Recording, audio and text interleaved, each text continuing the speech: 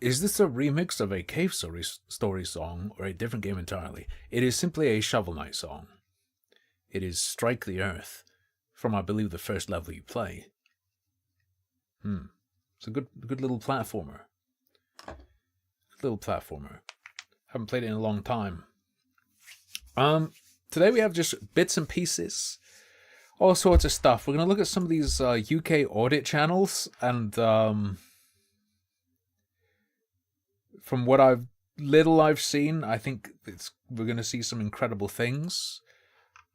Sunny Smiles did like a video. There's like how I went from fat and broke to a YouTube millionaire. There's a video about video covering Jeremy Kyle, which is a very important part of UK culture. Transformers is an immigrant story. All sorts of bits and pieces. Just the last leftovers of 2025 before tomorrow, when we will not be. Well, first off, tomorrow I will be streaming, even though it's a Wednesday, because it's New Year's. We will be playing Limbo of the Lost Enhanced Edition. I will probably start a bit earlier, just to hopefully have enough time to beat the game. We'll see. Especially with the new Enhanced Edition hints and tips baked into the game. Should be possible. The first video I wanted to take a little peep at today, though, is one called Asylum Demons from Hell by Auditing Britain. And I've skipped a bit ahead in the video past some boring stuff. I guess he's at one of their hotels. I'm not sure. Where he's at. There are some spoilers. What's my read on the Ubisoft hack? I'm not familiar. I wasn't aware of an Ubisoft hack. I have no read on it. I didn't see it. I didn't see it at all. I hope I'm not fucked. I have an Ubisoft account. Nowadays I update my passwords though, so if there's user data leak, that's not a big deal. They found out they're still making shit games. What a revelation. What a revelation. Revolution? What a revelation. Let me look this up real quick. Ubisoft hack. Ubisoft is threatening to let them keep the code they stole. Oh. Thousands of gamers just got millions in free money and massive Ubisoft hack. I think I saw some memes about this. I didn't know that the memes were about this, but now it makes sense. Siege coins, or whatever. Spend Siege. Check Discord real quick. This better be incredible. Did you tag me in general? Trumpytrout.com. So it's like one of those singing bass, Billy Bass, but it's the thing is, I really hate this, and it's for a reason you might not immediately grok. I really, really, really hate this. It's not because I'm offended. It's not because it's lame. There's a very specific reason I hate this with all my soul. The orientation of the mouth means people are going to fuck this. Yes, Frag. Yes. People are absolutely going to fuck this thing.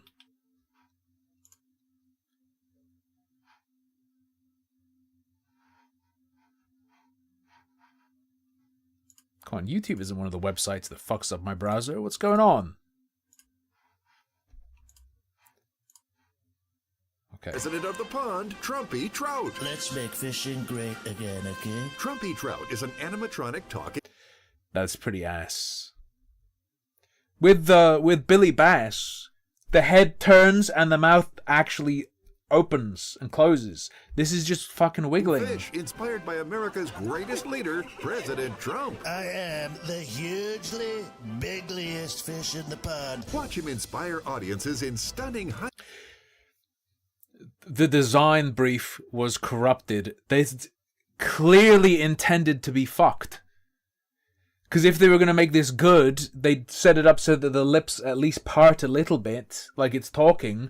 This, they prioritized it being a gaping hole over it looking like it's talking, man. Fidelity sound like only Trump can. Some bass are bad fish, crazy fish, but some bass are good fish, and I only love some of them. Now you'll never miss a Trumpy Trout rally. I'm building a new pond, and the Thank you, bass will Kage pay Tensei. for it. Trump Tensai, supporters whatever. celebrate the win with this limited edition collectible Trumpy Trout for just $59.99.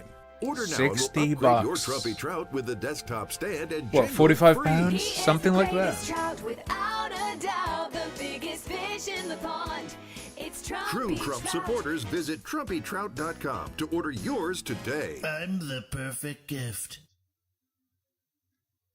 I'm not a fan. I'm not a fan. Relevant. Trump is like a super hot drag queen. Booking I've got to tell you, that's the first time I've heard that take. That's a new one for me. That's a new one.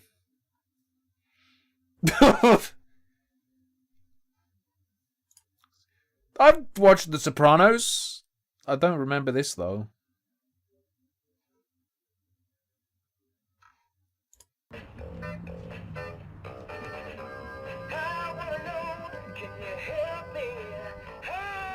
It's coming back to me. See, the mouth opens and closes, dude. Anyway, let's see what's going on here. My understanding is there are a bunch of guys who are into boxing, MMA, Muay Thai, and whatnot. And they sort of go around just filming places where people might not want you filming. And when people get annoyed, they don't have to get intimidated, because if the person who wants them to not film gets tries to intimidate them or gets confrontational, they end up losing. Do I have the idea about right? With all these auditing guys, all these audit guys, at least this generation of them. Immune to people trying to intimidate them or use violence to get them to stop because they can defend themselves and win. That seems to be what I've... So far, I've only seen clips of these kind of guys on Twitter, but...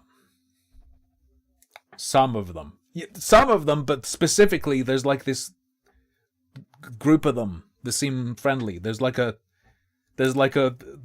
we can beat the shit out of people if they try and fuck with us generation of the auditing guys. And I think this is one of them based on the thumbnail I saw.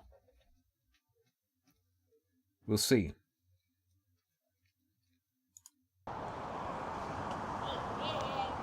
You take the picture. Me? Yeah. What picture? Me, my picture. Oh, shit. Are you famous? No, Okay. So what's the problem? no problem. But I face the cover my face. Look, Also take. Let go of my face. I can feel the suction from the camera, man.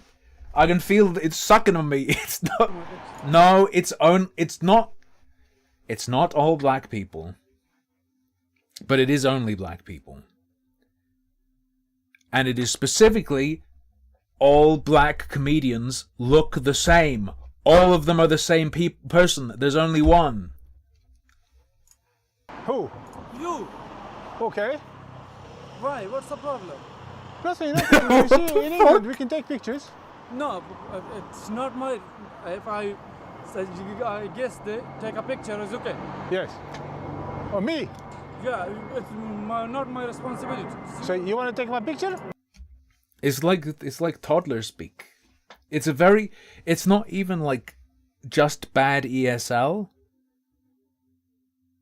It's how does it end up as very specifically like how a toddler talks? No. You, why might take a picture? Maybe, yes. He is not black. That's why I'm saying I can tell. This man is not black and is not a comedian and is certainly not a black comedian, so I don't think he's Chris Rock. You've got to understand. Why? What's it? Because what it is, in England, you know... Yeah, I know in England. All I right. know. In England, you can take any picture you like. No, Okay? No. Yes. It's not so possible. It's not possible. If you give me a Look. suggestion, I take the picture. Look, you can go like this and take picture. What is? That's It's it. not You my, can- not my suggestion. What do you mean? It's not my suggestion. You can take pictures. No, Why? it's my personal life. Why you are including my personal life? It's not your It's not your personal personal life. life. Just my personal No. life. Which country you come from? I'm here. No, which country you come from? What Just you to want? tell you there's a difference. What you want? Me? Yeah. Nothing, you call me. You say What country do you come from? I'm here. come. And you say why you take pictures. And I'm telling you, in England we can take any picture we like. Be careful. Don't this everybody. Everybody careful. in, out, you take a picture. Everybody transgender. Everybody transgender. If you want. No, I didn't want. No. If you want to take it, you can take it. I'm not a suggestion with you. Why you are take my picture? What's Why? the problem with you? The picture that I What's going took, on? Yeah, why you are take my? This is leaked alpha footage of Grand Theft Auto 6. They have AI on the fly generating NPCs that the player can interact with for emergent dialogue. it's not yours, it's mine. Why you are take my picture? But it's not your picture, it's my picture. I know your mobile, but why you are take my picture? If you don't like it, I sue also him. take this one. That's how it You did works. this one. Yeah. Okay, Why you are take the picture? because what it is, today I came here, Yeah. I wanted to film around the hotels where are you an asylum seeker? No, What are you? I'm tourist. You're a tourist? Yeah. Okay, so I wanted to film the Okay. area because the hotels, Yeah. in the past they used to have I'm a people on tourist. holiday. Now they don't. Now they have asylum seekers and refugees and all that. So I'm just filming the area. Yeah. I didn't expect that response. That's it. Are you why? Is that a problem? Yeah, that's the. Why is the problem? The problem on the asylum seeker, refugee. Now I'm not asylum seeker. Okay, I'm a tourist. Okay. we can film tourists as well. Yeah. Why you are take my picture? So you're a tourist. Did you go to Big Ben? Yeah. Did you go to Buckingham Palace? Yeah. Did you meet the king or? Yeah. Everything is my life. It's like one of those games. Like the one we played where it's an AI controlling all the NPCs and it's a detective game. And it enables you to ask them whatever you want to and try and get nuggets out of them. And this guy responds like one of the NPCs in the AI run game. That's not. Yeah, your just a life. question. I mean, That's fair. not your life. Yeah, but taking Start prompting him. pictures is my life. Yeah, not for me picture. Take your selfie. What do you mean? Not you take a picture yourself. No, but Your family and you, everything is okay. no. But you take my picture, it's not okay. You can take anything. No anything. You see, this is England. I know you're a tourist. I know this is England. You say you're a tourist, yeah? Yeah, I'm a tourist. Okay, if you're a tourist, Yeah. you don't know the laws in England. I do. Why? Because I'm not a tourist. I'm here. Do not give me a visa. Me? Immigrant, give me a visa. Why? I'm not a tourist. I live here. You not give me a visa. Me? Immigrant, give me a visa. No, I'm not saying that. You not give me a visa. No, I didn't give you a visa. That's No. my right. Very What the correct, very fuck correct. is But happening? I know, listen, I know the laws in England more than you. Because why? You're a tourist. So, and I'm telling you, My question, why take my picture? I also cover my face and you also take my picture. Right. What's the problem with you? no problem. I'll tell you the answer. The answer is because I can. Nah, reasonable expectation of privacy would no way cover this. And if it would, he's got to take him to fucking court. Do you understand? It's like I want to. You take the refugee people, you take the picture. Just like being on the pavement, I don't think that has reasonable. I don't think you have a reasonable expectation of privacy. And then when you start engaging with the guy who's filming, nah. No problem. I'll But give you an why? example. I'll give you an example. I will not, for example, hit you, right? Why? Because I cannot do that. It's illegal. No, the picture is not legal. The picture is not legal. Ah, come on, you're a tourist. What do you know? No, the picture is not legal. It is legal. Not legal. I know the laws. If I give the permission, that's okay. It's legal. If not, I have the permission, that's not legal. So I need permission from you before I take it? Yeah. Yeah, but- If I give the permission, you take the picture. But you're If a not give the permission, you take no. But you're a you didn't tourist. Or like if he was like focusing on this guy with no engagement. But in any case, the guy he's filming would have to pursue that anyway. It's not going to You happen. can set the rules. I am a tourist, everything.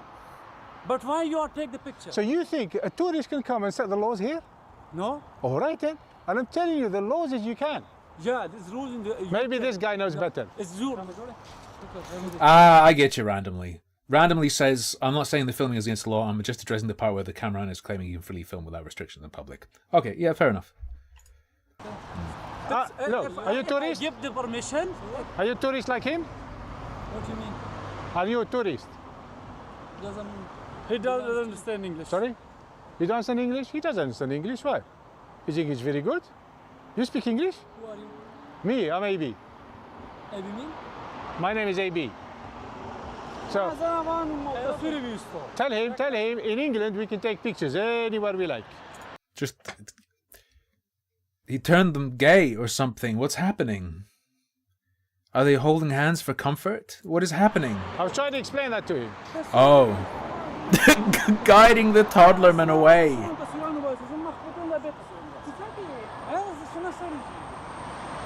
It's just a picture. Yes, okay, come on. Let's take one together. No, fuck off. Please, Boy, watch your no. mouth. What you, man? Why you take Watch your picture? mouth, Why man. you take Because I want. Why you want? He said he I wants. not want. Well, you It's like if someone gave one of the Rugrats alcohol.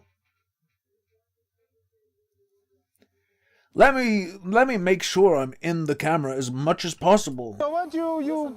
Don't F off. take the picture. Look, he's rude, man. No. Don't take the picture. I take what I like. They're NPCs, so once you engage them in dialogue, they're not physically capable of leaving until you close the dialogue window. It's like in Oblivion. The world is frozen and they're just locked in place. Picture Yeah. without his permission. Yes. You have to take permission, then ask. Like I tell you, take a picture. So can I take yours? No. Then why you take picture of them before? Hey, don't look at me like that, huh? No, why you take a picture? Why you take a picture? Because I can. Which I mean. It's my eyes. I look you.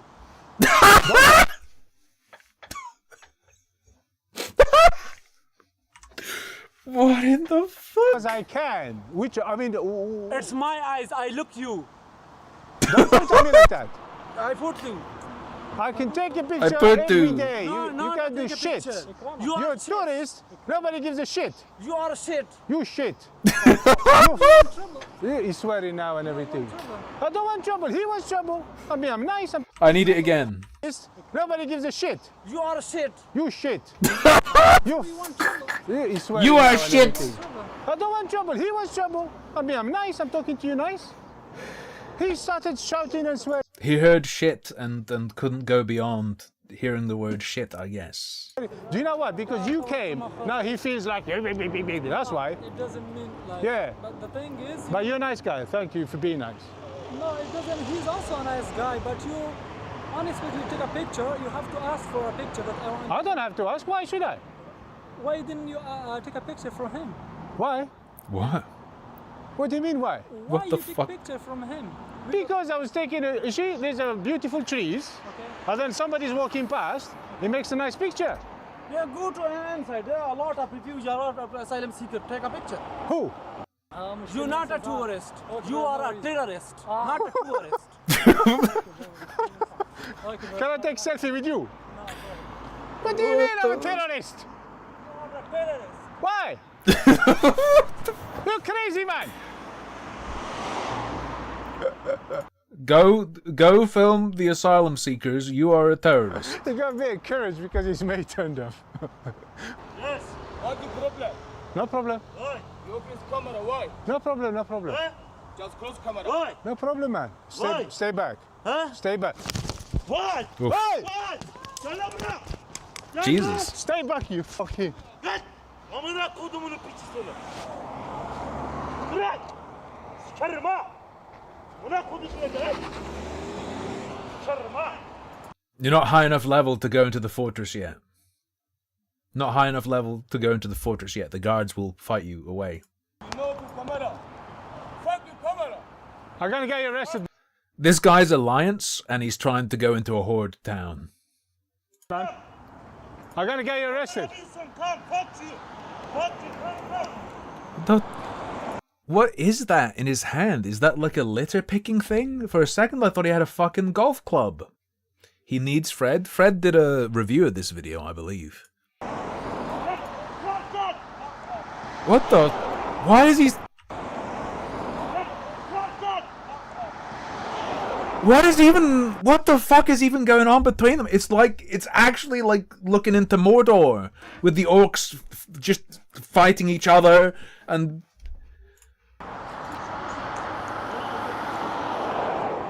And look! They've reset to the same position again. He went out of aggro range. The white lines on the road are the limit to their aggro range. Once you go past it, they have to reset. What the fuck?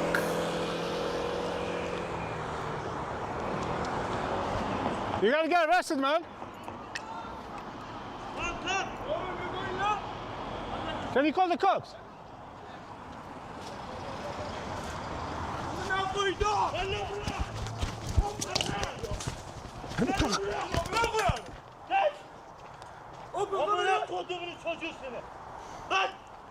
What the fuck is happening? Vote for Stero.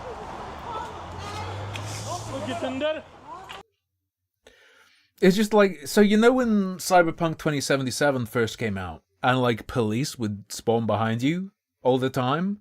The UK is that, but with like various ethnic people. They just spawn.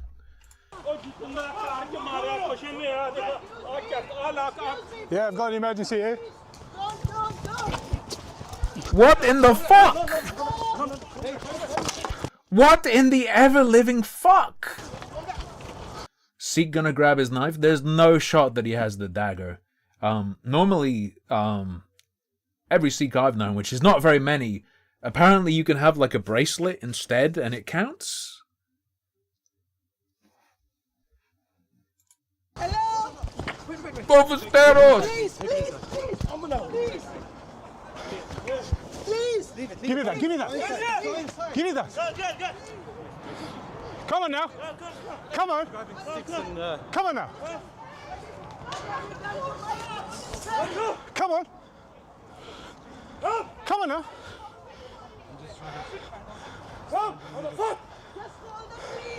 I'm on the phone. What in the ever-living fuck is even... Nah, I'm peaceful, me, I'm peaceful. It's not me. It's not me.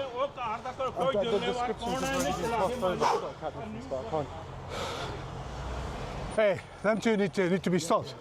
Hey, security. You need to stop them two. They're actually fucking swarming.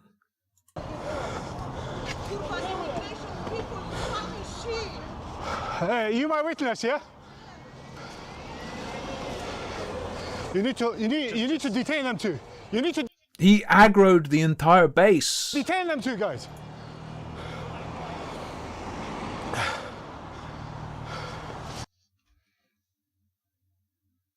If you're not from here and you behave like that, I think you need to be fucking out. Just gone. Behavior like that on tape, you're fucking out.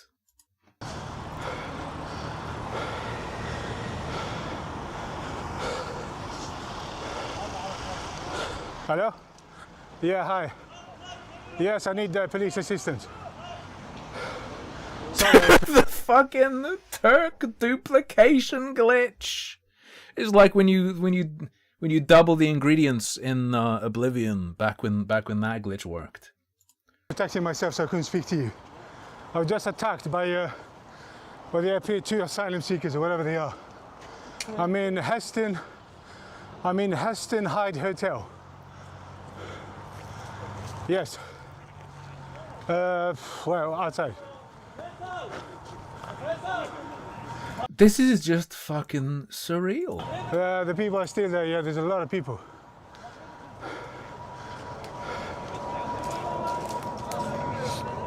Two people. Now they're playing Dota. Now they're playing Dota. He's laning. He's got his own. His creep wave has come, so now he can push up. Attacked me. There's two people that attacked me. They had weapons and everything. They've gone past the first tower. They used the fence. They used the I don't know, selfie sticks. They used the wooden sticks, all sorts. Now he's got a ball. He's got a bottle.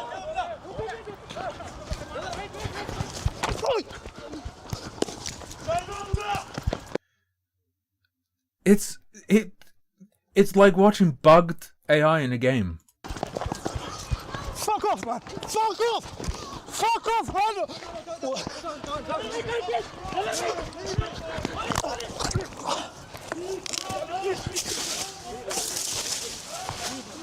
I got one down. I fucked one up. I did miss it. Holy fuck! Holy shit! I got one down.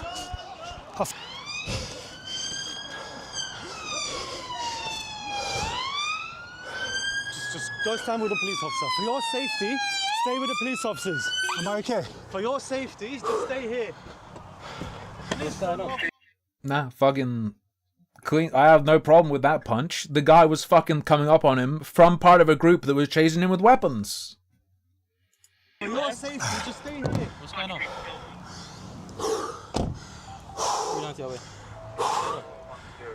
Sorry. Can't speak. What's going on? Is this why you wanted to learn Muay Thai? No, I would never be good at it. I know myself, I would never be good at any kind of martial art, but I just think Muay Thai is cool. What's going on is I got attacked. You got attacked? Yeah. By who? By a lot of people, man. By everyone in here? Yeah. Do you work here? No way. Fuck's sake. Yeah. Do the workers normally just get eaten up? I just record you. Recording. Okay. Officer, can you just check me? I'm alright. Randomly. At randomly generated username fed the streamer a €2 super big.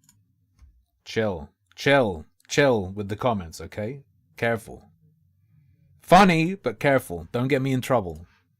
Oh, you've got injuries. Let me see. I don't know. Sorry, one second. Let me see. Put my gloves on. Let me see your head. It wasn't my blood. You've got a little bit of blood. Where? On your head, but it's not cut. This is probably from your hand. Let me see your hands. There's blood on his back. Can you just take the backpack and check his blood on the backpack off? Yeah, put your backpack down. Put your backpack down. Are you allowed to carry anything for self-defense in the UK? I don't think so. I don't think anything. Like, I'm certain pepper spray is not legal. I don't think you can have anything. Mate, just put it down. It's possible I'm wrong, but if there is something, it would probably be like things that technically could be used that way, sort of thing. We're gonna go off here. I think I'm alright, yeah? Mate, I just want to check that you're not hurt, okay? I don't know. Can you take this harness off for a moment, please? I can't. Why can't you? Because I'm filming. I know you're filming, but I need to check you, sir, for any wounds, okay? Yeah. And I Sir, need to bend do a over. check on you, okay? I need to check you for interior damage. Sir, no disrespect, I'm not taking it off. Sorry, can I lean on you? So then you can lean on me, but you can do whatever you want. If you don't want me to check you, I won't check you, sir. It's okay. I need to check your armpits. Just lift your arm. Let me have a look. Yeah. Fucking hell. Just police officers just start sniffing. Sorry if I touch you, Sorry, sorry. you can touch me. I I just need to see your armpit. You can touch me if you want. was refusing to take his arm off, boy. Ah! Bruises to the back. Just bruises, yeah? Yeah, just bruises. Alright, it's okay, Mate, cool. I'm going to just check. What the hell is that? What's that? It's blood. Just it's a graze there. I didn't ask you to search me. What? I've got to search you. I've got to search you. You've got a stab wound. I'm making sure you haven't got any injuries on you and you're not bleeding from anywhere, okay? I want to see if there's any wet patches, if there's any blood coming out, okay? That's my job. Yeah. Okay. Fuck. Right. Do you want an ambulance? If you can't see any cuts, then I'm okay. 3 too late. I think I'm in a shock a little bit. Yeah, you might be in shock. But other than that, You've got a lot of bruising on your head, sir. where? All around the front of your head, you're bruised. Have I? Okay, yeah. You got red marks all over your head. You got some scuffs on your face. Oh yeah, I can see him. Yeah. Oh, All right. fucking hell.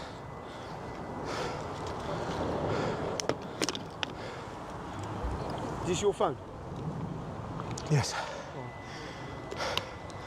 I think it must still be on 999. Sorry? Have you got a video of what's happened today? If it's just I chatting. won't. Oh, you're not going in there alone. I don't think you should. No. This guy's been attacked, right? And that's fine. But Don't go on you in the there. security hasn't stopped it, okay? No offence to you guys. You stay. You guys are fucking useless, man. Okay. We watch this part. I don't want you going in there alone. But that's my problem. I'll just double check with the staff. Mate, I don't want you going in there alone. Okay? I won't. You're not going in there alone. I don't think you should. No. This guy's been attacked, right? And that's fine. But Don't go on you in the there. security hasn't stopped it, okay? No offence to you guys. It's like a bunch of players in an MMO talking about a dungeon that's popped up that they don't know about. It's like, you're not going in there alone. Watch You out. guys are fucking useless, man. Sir? Is this gentleman here? It happened across the road where those. Okay, all right, I'm not having a go at you. What? It's happened there in front of your fucking eyes, man. Sir, Just sitting there watching, fucking dickheads. sir, Sorry. so do you want to sit in the car for a minute, please? Yeah. I'm alright. I think I need fresh air anyway. I'm Wait slightly. a second and we're going to check the CCTV ourselves and identify people ourselves. Yeah. I have a really bad feeling that they're gonna be like, oh, sir, you walked towards them menacingly. Oh, they ran across the road to attack you, but then you walked over. I have a... The people in them homes, He's 100% getting arrested, obviously. both of them witnessed most of it. Okay, that's fine. Fucking hell. Right. Sorry, officer. Sorry. It's all right, don't worry. Sorry, I'm like. It's fine. Whoa.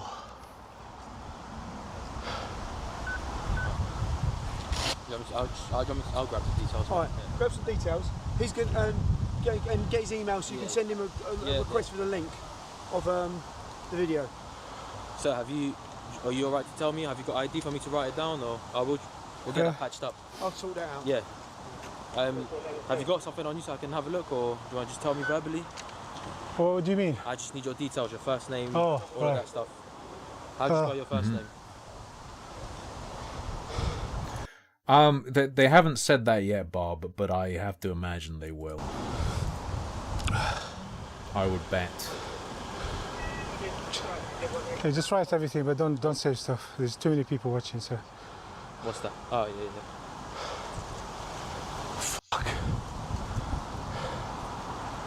No, not currently. Not currently, but my bet is he will be. I would be surprised if he wasn't.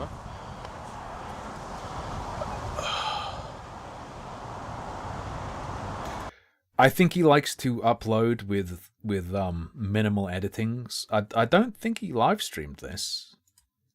So, am I correct in understanding that you came here earlier, Yeah. left, and then you came back? There we go. Yo, Lineage has just donated £5. thank you, Lineage, for the Sir, $5. please sit in the car and let US put these handcuffs on your own safety, sir. Maybe. Okay, here it is. Ready? So, am I correct in understanding that you came here earlier, Yeah. left, and then you came back? No. There we go. So, what's the situation? Uh, How did Oh no, they're gonna. All he did was go across the road and then come back again. But you've. Uh-oh. did you find yourself here? situation I'm just literally just documented around about all these hotels. blah de blah de blah. Yeah. So I just came in, looked around So can I have basically. your hand, please? Just hold your hand out for me. Just want to have a look at it. I'll put that in your pocket. They're gonna put a Looked around, spoken to Chinese some finger people. trap on If him. anybody wants to speak to me, I speak to them. If they don't want to speak to me, just move on. Yeah, yeah. And then these two, they were just sitting there, 3-4 early. face covered. And then they started waving when I came in. And then they became extremely aggressive. Basketball with this fail. That's it. I mean extremely aggressive. Recently left. I'll come to you. Sorry, man, we can't talk to you. Man. Let's deal with this. Well, can you And give we me come your back date to you of in the birth, houses over there. Hello. Fantastic, thank you. From the hotel, they were sort of following this guy. Yes, ma'am. They just took the fence out and they hit the car. Can I come and speak to you Yeah. in 2 minutes? It's just opposite the, Ma'am, we'll send you someone to speak to where the you. white car is. That's Thank fine. you. Okay, he has a brownoid on his side. That means effectively on his side. It What's will your help. date It will I help. can't let you write in it. So you need to just tell me your date of birth. Anything there? Just bruises or? You've got a slight graze on your. It's not bleeding. It's just a slight scratch on the skin. No, just smell Oh it. shit! I What? don't think that needs a plaster. I think it's better off just drying in the Yeah, air. yeah. I might buy the wind muff with his link. Because I find any phone in a place like this, even if there's barely any wind, you get. So obviously it's good. I'll use his affiliate link. I assume it's an affiliate link. No, just spin round. We'll just have a look at that graze in your back, please. Right, what's your telephone number? Sir, you've had a few blows to the head. Have I? Yeah, it looks like you've had a few blows to the head, the front of your head. I would suggest that you let us call LAS and let them check you over. Yes. Okay? Yeah? I think I should. Yeah. There's a couple more things, please.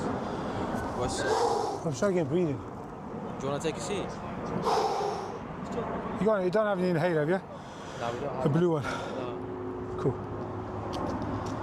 Oh shit! No, do this. Do me a favour and do this. What? Do me a favour and right here on here. Right, what? Fuck's sake. Because I know you don't want to say that. Where are the notes? Okay. Let's jump forward. A little bit. He's conscious breathing, but he's very dizzy. Yeah, you can say that. And he's very breathless. Jump The gate forward. is, not the gate, whatever you want to call that. The entrance, yeah? And then they kind of followed me to the house. I tried to escape to one of them houses. Thank you. Is that by the white door down there? White car, I think. Yes, somewhere there. And then, I think they left. Me, I didn't want to lose sight of him. Well, Why did you... Hang on. If they ask, like, why did you cross back over the road? Just be like, I don't know. They hit me in the head. Just be like, it was stupid of me maybe to come back here. Yeah. I think they got him on the floor a couple times. I don't know if he hit his head when that happened. And then he kicked off. One of the times he got taken down, he took one of them with him. Please, sir, while you are suffering from a head injury, please incriminate yourself and put on these safety handcuffs and step into the car. Indeed. Over there. If they showed you aggression initially, yeah. But again, Yeah, but I thought the security held them by then. There was loads of security. I kind of relied on. I thought the security did detain them. There was loads of security. Hang on. but again, Yeah, but I thought the security. if they showed you aggression initially, yeah. And then he kicked off over there. If they showed you aggression initially, yeah. But again, Yeah. If they showed you aggression initially,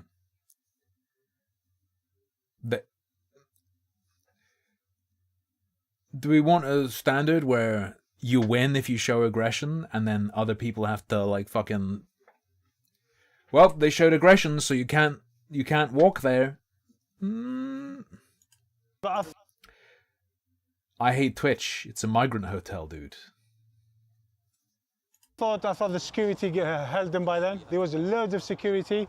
I kind of relied on. I thought the security did detain them, but obviously they didn't. Are you right to stand?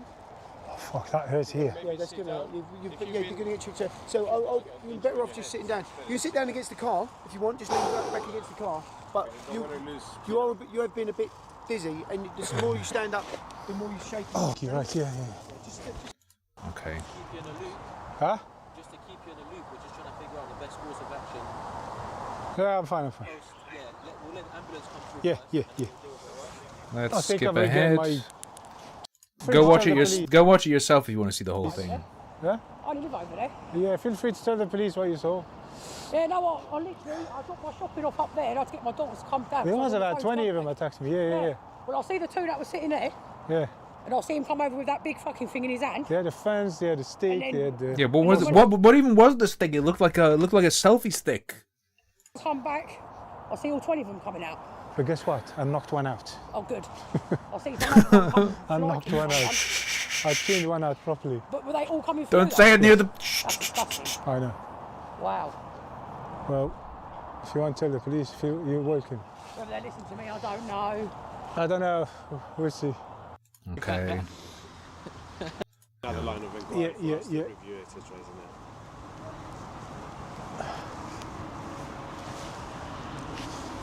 Are you definitely feeling better, yeah? Yeah. You're good? I'm gonna Yeah. put this away then, yeah? Yeah, thanks. I've got a funny one for you. Go on. So in this situation here, Yeah. are you gonna draw into your video for not having told you that I started recording when I was trying to look after you when I first came? I don't think... Oh. I don't think you had an opportunity, did you? Find me next week, I'll see the video. Oh, officer, didn't tell me. Don't worry, we'll grill you. Yeah. Like, we're gonna give. Well, we're gonna get did some you- comments from us. Did you end up in video, or what, somebody told you that, or? No. Sympathetic with professionals I can, sir. What's my colleague's? I suppose you need a bit. Sorry? Yeah, could you just, would you mind putting up the space? Because I've got to search this gentleman. I'm going to be careful because I know he's got some aches and pains. And obviously I'm going to be as sympathetic with professionals I can, sir. What's my colleague's doing that? Apart from what happened today, do you take any medication or do you have any other sort of like medical needs? Yeah, dude. I take Symbicort, like asthma stuff. Do you take the, the pumps and stuff like that? Yeah, or the red one. You probably wouldn't even know what that is. Symbicort, it's a red one. Okay. Yeah, okay. They're putting him in the damn bag. They're putting him in the damn bag, bro. Let him out. Go ahead. They're shrinking him. They put him in the fucking crystal for that. Yes, please. Yes. Anyway, yeah, that was crazy. I thought more than that instance would happen. Do you have any hold up.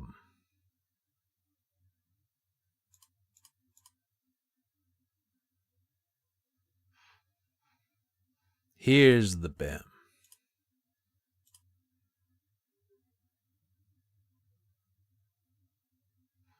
AB, I've spoken to our CID department. Yes. There we Okay. go. And due to the level of injuries another man has sustained during this assault today, okay, unfortunately I'm going to have to place you under arrest for GBH. You do Fucking based, but I probably shouldn't say that not even have to say on a anything stream. and may But only defence if you do not mention when questioned something you later rely on in court. Anything you do say may be given in evidence. We need to give yeah, got arrested because as he was being dragged to the fucking ground and swung at his assailant, he hit them too good.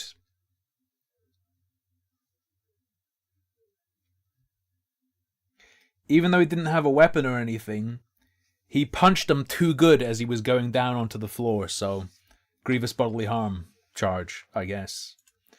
we need you to give your account of what's happened today in regards to this GBH, okay? So the time is now 16:12, all right?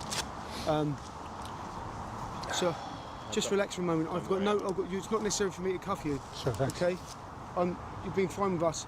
This is protocol and procedure to Sure. ensure that all evidence is Not charged, I guess. Not charged, I guess. I guess it's being investigated. And as part of it, they're arresting him. collected correctly. Time 16:12, Heston Heights Hotel. obviously, I want to get evidence by way of prompt and effective interview, a taped interview, and we can get that all on camp, all sorted out.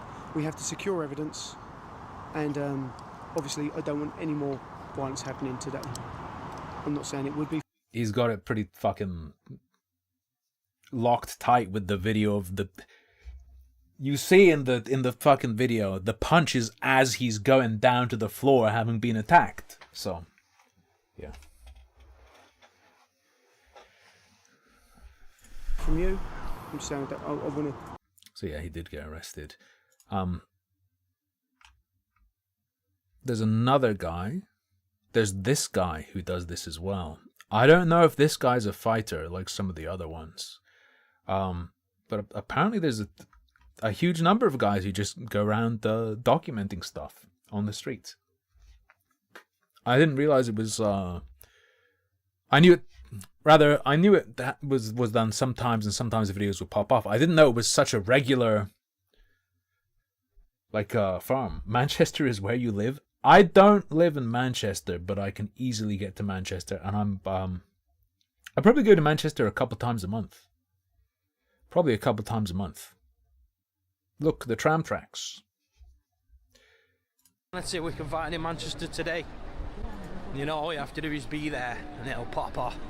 So we just looked at Audit Britain, one of his videos, and this is a guy called... Oh, it's called fucking Knockout Audit. Obviously, he's a guy who can fight. Yeah, boxer. There we go. Okay, yeah, never mind. He's obviously one of this generation of guys doing this who can fight. I know you love it as your homeland. This isn't my fucking homeland. What you talking about?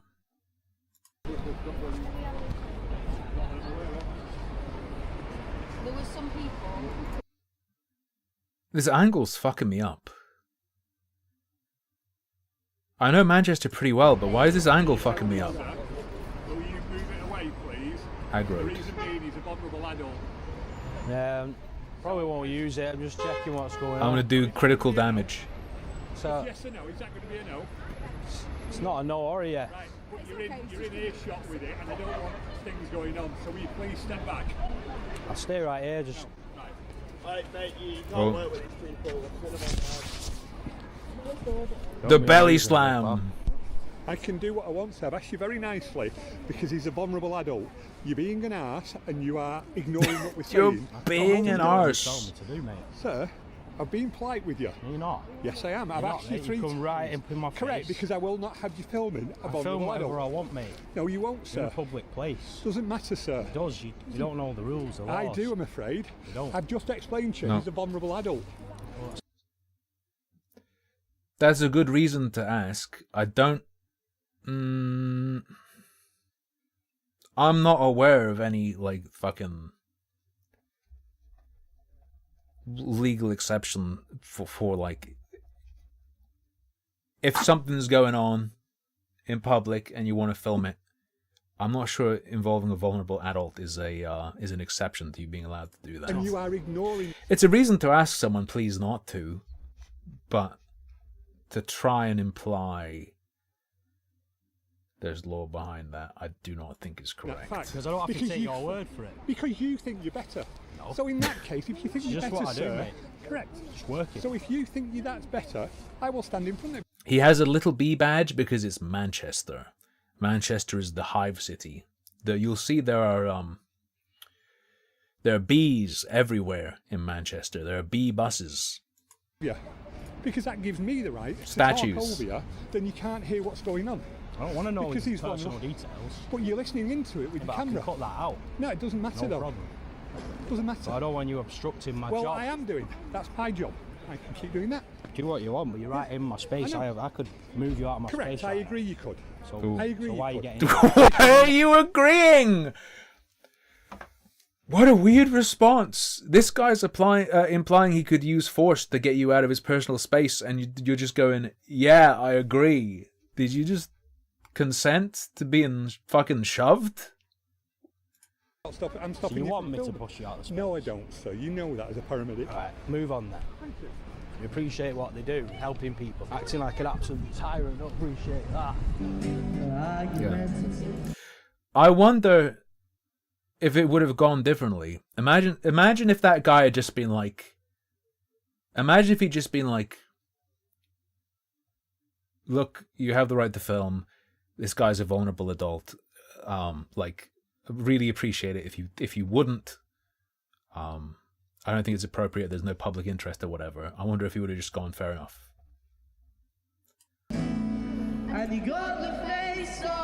Hey, look. That's one of the Christmas... Oh! I know this place very well. The gardens now. Yes. This is where we're going to see an alternate view. We're going to see an alternate view to one of my videos.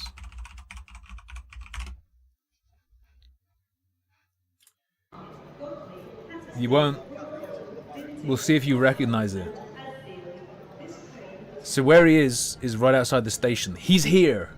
He's here. This is my video. But did I say yesterday's was the last Christmas video? Oops. The tone of my video is going to be a bit different to his, I imagine. Crackadilly Gardens. I have seen it called that many times. Let's see what he catches. Is it? We said the markets are on, the market displays. Let's go and see what's popping. I haven't seen this. I haven't seen this. Let's go and see what's popping.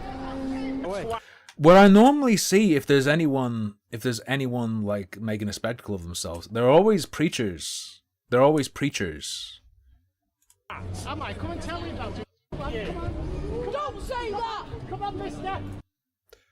I would solo Punished, but I need to start making money before I do that, yeah. There's no such thing as a transgender child. Ah, okay. He's not a pro one. He's not a pro one. Makes sense. I really like your sign. Thank you, mate. Most people do. Except men like that. Predatory men like that. He's not a man. I've been watching auditing. Wait! Okay, that's a joke. Surely. Except men like that. Predatory men like that. He's not a man. I've been watching auditing as long as... That's gotta be a so, like, joke. Since lockdown and stuff. Alright, No, that is romantic. Get a bit of romance in the air. Did you get your attention that you wanted? Did you get the attention that you wanted? That's just gay. No one's asked. Wrong one. Wrong one. Perfect. That's not what that's about at all. How did you see the red? That's absolutely not giving what you that is about. I know. Giving you content, though, aren't they? I just don't agree with all this trans. Sometime you wait till. Yo, the bollards. This is why I didn't get run over. When I was eating food, these metal bollards. I just don't agree with all this trans. Sometime you wait till. I was going to do an all-nighter. Are you thinking what you're saying? Minute for the long haul, mate. Yeah. DeMarco TV here, guys. Yes. Sure you've seen him on many of the guys' videos. This, by the way, is why you get down there. You get down there for 11 a.m. Otherwise, it's fucking swarming, and sometimes worse than this. That stuff to the left, those stalls to the left, that is not Christmas market. Those are just always there. That's the Piccadilly Gardens, like, street food corridor. They're always there. Major incident, coffee in the gardens. I was in literally... That Five Guys is where I ate at after seeing Nine Inch Nails. Remember that big fight you argument we had with the Irish you guy? filmed it, didn't I you? was the main guy doing the best scenes, but yeah. He's been slapped up outside of the Mackies now, isn't it? Yeah, he got slapped the other day, That didn't age well, did it? The where they're standing right now, again, different view of it, I guess. Oh god, I didn't apply any stabilization here. I wasn't using my gimbal. I didn't censor anyone. I censor people now if their face is like really clear. There's my shop, Morrison's, indeed.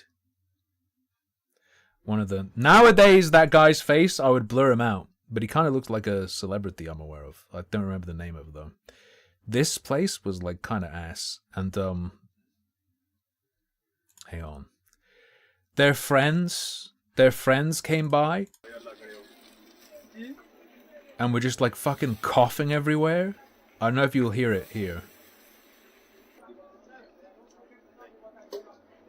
God, it's so bright and blown out. Looking very...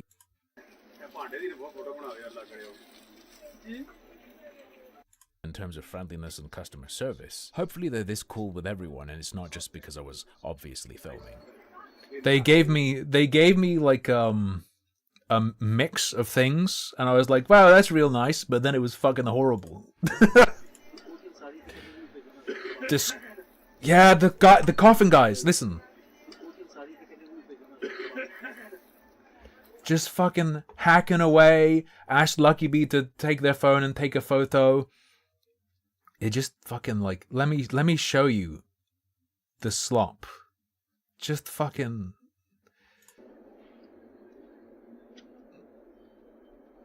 just fucking gross. I have a neck harness. I have a phone neck harness.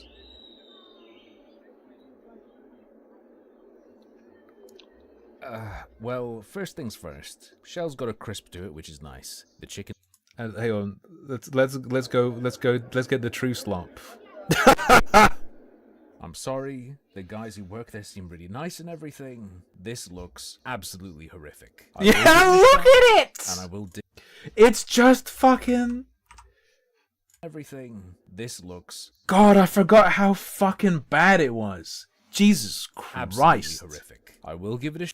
Anyway, that's where they're next to right now. He's alright, idiot. He's like crazy.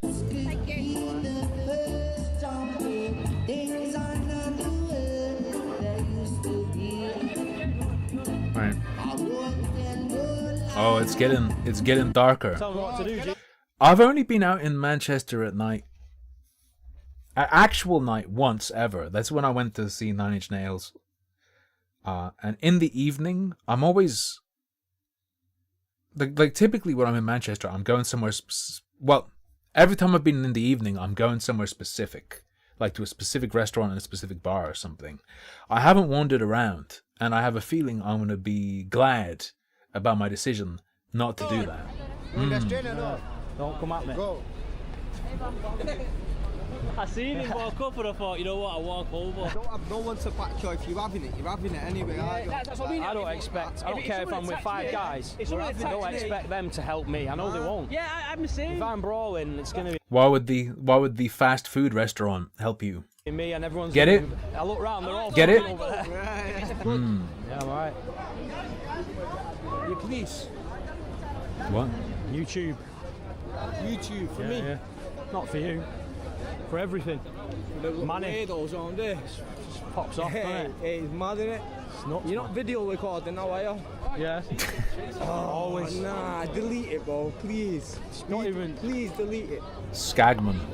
We delete it, bro. You know how many people are gonna ask me that? Me, I'm asking you, bro. I'm not like these little. You've not done anything to be in the video yet. Clasping in the video anyway, aren't you? No, it's only the madness that goes in. What do you want madness to happen? Do you want madness to happen? Do you want me to show you madness? If you want. See, I can't tell you what to do. It though, because you'll get views and you'll get money from it, won't you? That's why you're getting about like that, bro. And I'm like this, like this. You're getting money for that. Are you getting money for that? Well, it depends on the video, on the views and all so that. I could walk about and put a video camera on my jacket, yeah? And I could make views. So tell me what you're doing, boys. Average, even non-skaghead perspective on making YouTube videos. God, please, because I need to sort this now. No, I know, but you don't have to sort nothing, bro, because you know we're around now. No, I'm not sorting. No, listen. In my own head. There's about 10 cameras around now, yeah? All over YouTubers. No, but you're putting yourself in a situation you don't want to be in. I don't give a fuck. No, I know you don't. Well, that's what I said. Go on. I know you don't want to be on a camera. Man right there with the camera on the gimbal. That is a DJI gimbal, and it's real good. I recommend it. So So the more air on the camera. Don't fucking step near me, So mate. don't fucking on the mate, camera. if you think that's bad, mate, I'm you on don't want the to get a camera. fucking go in Look with me, at mate. I'm football. fucking telling you. Oh, look at the I'm size fucking here, telling bro. you, mate. How big you Mate, I are. will snap How you big- up, mate. I know you probably No, mate, I'm not playing with you. I'll suck you down whole, bro. I'll slurp you. I'll slurp you like a slushie. You're the one coming at me, bro. This is what I mean, bro. You're videoing me. Why are you videoing me, bro? What's your thing? Why are you The fucking saliva. Oh, you're videoing me. Why are you videoing me, bro? What's your thing? Why Ooh. are you videoing me? Why are you videoing me, bro? Listen, I'm He'll bite sick either of end people off like this, and mate. use you like a You know straw. what, bro? I swear to God, when I've got done and got people behind me, bro, I'll come down and then shit like this, bro. Then went, fuck off like that, right? And then like, went, fuck. Normally people don't like to say that about themselves, do they? Hey, if I wasn't just a solo coward and I had a bunch of people, I would win at violence. You're not meant to say that, are you? Kick me, bro. What are you gonna do, bro? It was, bro. See everything, bro. I see everything, bro. What? Innsmouth is here? Innsmouth has shown up? Yeah, we got cameras and everything. Hey, you, no! There's cameras all over the fucking place! Don't make it just cameras all over the place! We need to make 1, 2, 3, 4, 5, 6, 7, 8, 9, 10. Whoa, it can count! It can count! See, when I run into things like this, I simply keep walking and ignore it. Help him! You're all videoing him, all trying to take the piss out of people. Fucking help him! You're not helping no one! Fuck off, leave me alone. It's flapping. He's about to take off. Walking to what? Move! Push it back, man! Push it! Push it!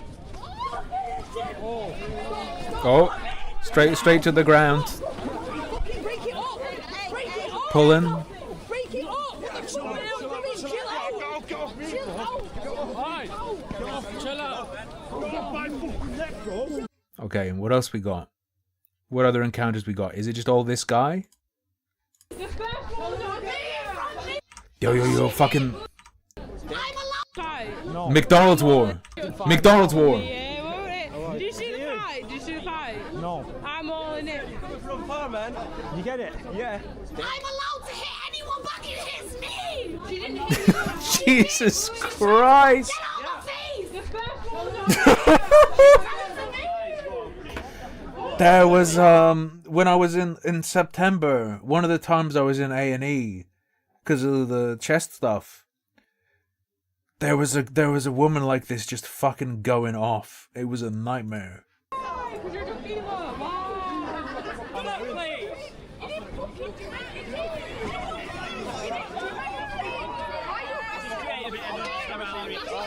Just ask you just to stand on the pavement. If you want to film, you can film, but please don't stand on the pavement. Because you'll obstruct the highway, alright? Guys! Crazy, it's crazy. Anything else? That's what I can't take. Squealing. I'd rather be attacked than listen to that. Mate, I did not see it. I've not seen it. Listen to what I'm saying to you. I've listened to what you're saying to what I'm saying. and I've just rebutted what you've just said to me. What I'm saying to you. He's just smacked me in the face and just fuck off. So why the fuck? Anyway, whatever. Just a lot of stuff that I personally actively avoid. I would not be up for making such content. I don't think I could tolerate it. Even just tolerate the noise. My auto mod is crazy. My auto mod is the lowest level of auto mod on Twitch. So you tried to say, do chavs have to be from a specific place, or is it just UK for white trash? Twitch filtered white trash as a racist term. I can't say R word. Interesting Stuff from Around the World has a video about Jeremy Kyle. I thought this might be a nostalgic watch, at least for me, because I haven't watched him since I was very young. Yes, babe, the R word is reattrib. It seems like it's context sensitive, but yeah, the auto mode on Twitch, you cannot turn it off completely. You can just put it on low. And I do believe it's AI based and it is context sensitive, but in a very retarded way. There is no real rhyme or reason to it. I think Twitch's policy is certain words like retard are okay, but then when you combine it with another characteristic, that counts as an aggravating factor that makes it TOS. So you can call someone a retard, but you couldn't call them, say, an American retard, I think is the understanding. The Jeremy Kyle Show is an infamous part of British television history, a chaotic hyper-reality akin to a modern-day Colosseum where the broken, the desperate and the unhinged are... I don't know. Let me look up when. I'm sure he's going to tell us. Jeremy Kyle end. Or like,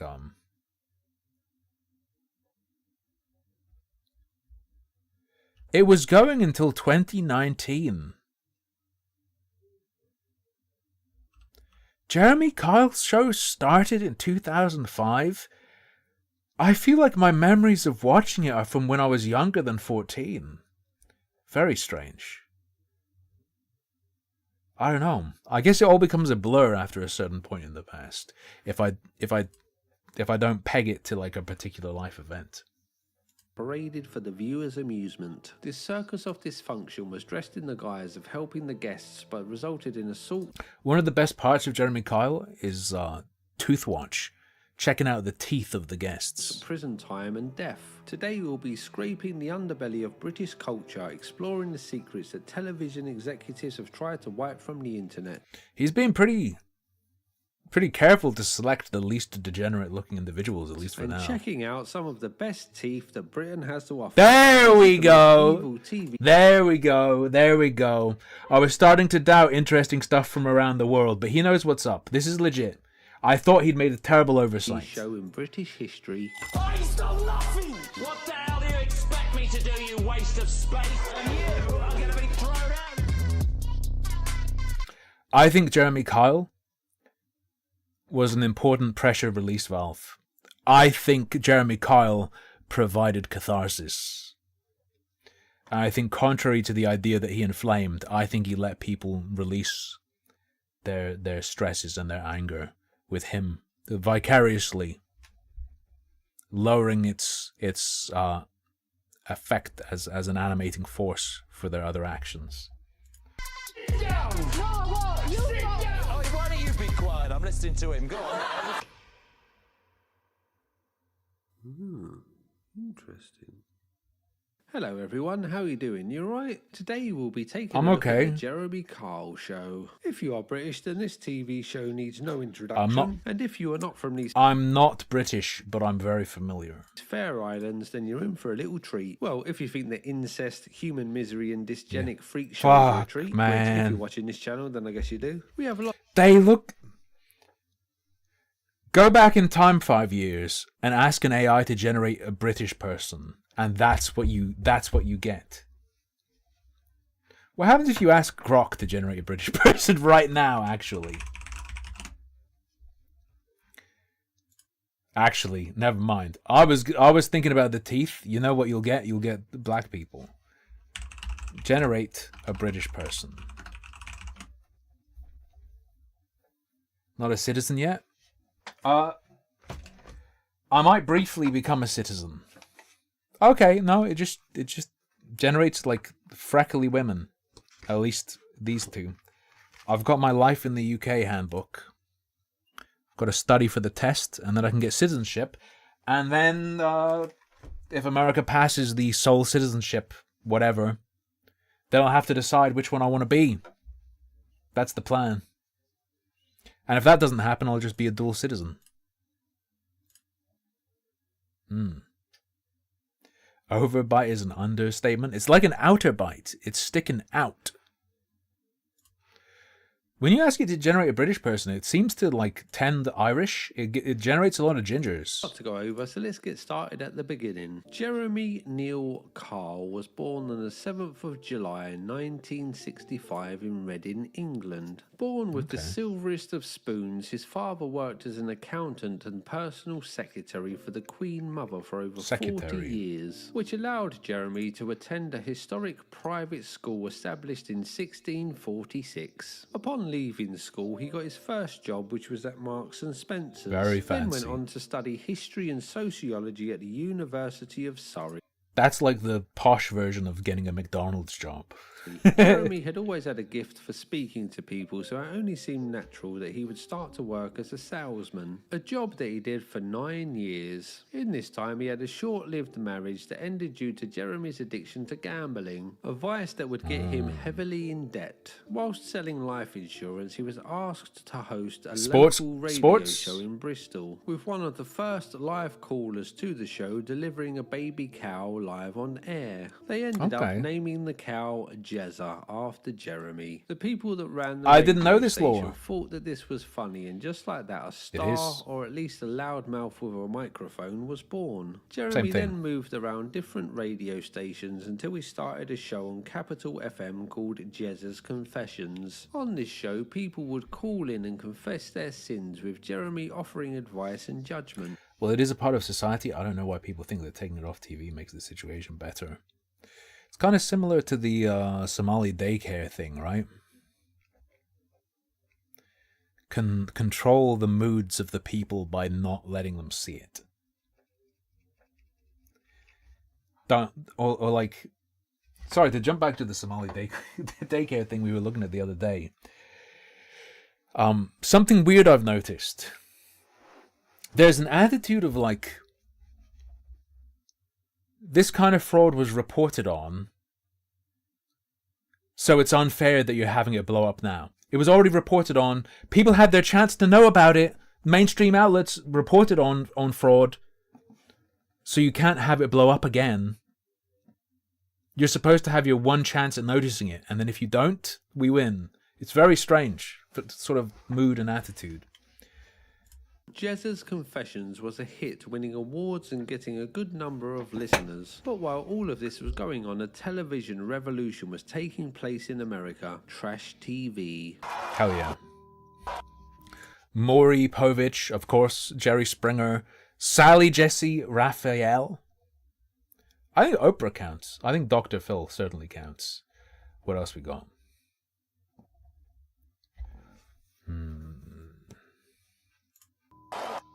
The weird and I think, sorry, again, the Somali daycare thing. I don't think enough people are noting the one guy that Nick talked to who said they probably look after more than 5 kids. That shit blows my mind. Probably more than 5.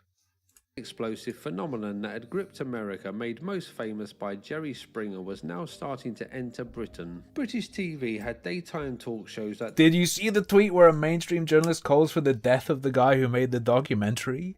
No, I didn't. The Kilroy Silk Show that dates back to the late 1980s, but these were timid and tame, not the same as the outrageous antics on the Jerry Springer Show, but there was a problem. The Office of Communications... There was a little grope. Did you see that? These were timid and tame, not the same as the outrageous antics on the Jerry Springer Show, but there was a problem. That was just straight up a grope. That wasn't a hit or a... Ofcom is the British Regulatory Authority for Broadcasting, and they state that you cannot trick viewers into thinking that a scripted show is actually real events. And most of the outrageous antics on trash TV was in fact scripted. This presented a problem, as real life is often not as interesting as fiction. So any trash TV made...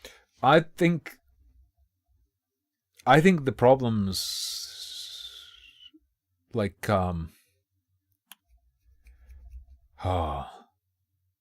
more complicated than that by a little bit.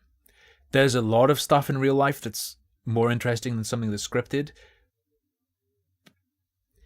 But the sweet spot of being like grim, but not so grim that it just makes you depressed, is rare and hard to get your hands on. There's a ton of shit that's real serious, real interesting, real important, but it is like too dark. Too dark. Like you don't want a show of just full on like crackheads with their leg rotting off. That's not fun. In Britain would have to scrape the social sewers to find outrageous stories, then let the drama unfold naturally on stage. Or at least that was the theory, but in practice there would be other tactics that could be used to dial up the scandalous spectacle. The television broadcaster ITV had already attempted this once with the hit show. You want to see the leg fall off? There's a documentary about crocodile you'd enjoy. Trisha, but this was still pretty domesticated compared to the wild freak shows in the USA, so a more extreme show was needed to compete. Oh, what's her name? One that was based in reality, one that dealt with the true confessions of the guests. And there was already a successful radio show that was doing this, so the Jeremy Kyle Show was born. On the 4th of July 2005, ITV aired the first Trisha! episode of Yes, the Jeremy thank you. Kyle Show, a moment that would change many people's lives forever and sear itself into the national psyche. The format for the show was fairly simple. Jeremy would start a segment by giving us an overview of the story. There's been, AI Family Guy, AI Simpsons. I think an AI Jeremy Kyle, if it hasn't been done, would pop off for about a week on Twitch. Just an endless stream of generated segments. I think that would pop off for about a week. Naming the people involved and the problem they were there to fix. Just so we can get a flavour for the show, let's take a quick detour and check out some of the more memorable titles for the segments. Let's My go. boyfriend thinks I cheated with another man through a letterbox. Come from my dad, then I'll prove I haven't slept with my mum. My mum is It's so fucking good. Okay. A pensioner who won't stop sleeping around. I'll marry you if you prove you only cheated 18 times. Has my son cut up my sex toy? My boyfriend is a woman and my baby is a doll. If DNA proves sex toy, my boyfriend Looking pretty carefully there. is a woman and my baby is a doll. If DNA proves you're my brother, you'll never be part of my family. I'm pretty sure there's an incredible gay for pay one as well. Your boyfriend killed my hamster. Have I been having sex with my brother? In case you were wondering, the answer was yes to this one. That's why an AI gen segments would be incredible. The pool they have to pull from. Moving swiftly on. I'll prove I didn't smash your Shire horses. Can you prove you didn't smash my car? Did my dad have sex on my mother's grave? I escaped from prison to be with you, but am I the father of your baby? When I prove I'm not a thief, will my wife leave my dad for me? Now, this is a tricky one to get your head around at first, but just think it through and let's hope he's not talking about his mother. There was another one that I found intriguing but couldn't find an image for. I forced my dad to dig his own grave, but he found treasure. Is he obliged to share it? I'd guess the answer to this question is you should Dug have up just a finished the job tontine. and kept the treasure yourself. Each title was a grotesque headline promising betrayal, absurdity, and just enough voyeuristic Yeah, intrigue it's so good. to keep you glued to It's the incredible. screen. So after we have learned what this segment For a while, we were able to find this stuff ourselves, and then YouTube kneecapped its search function. story is about, we then meet the first guest who is normally the good person, the one that the live studio audience will be cheering for and Jeremy will be siding with. Yeah. And then the baddie comes out, and then they bring the baddie out. And hear their tale of woe, often involving infidelity, drug addiction, or uncertainty over if they I'm going to say it. Jeremy Kyle is basically modern Christ. He's providing fables. He's providing tales. Cautionary tales to live by. Don't be like this. Some people need to see that.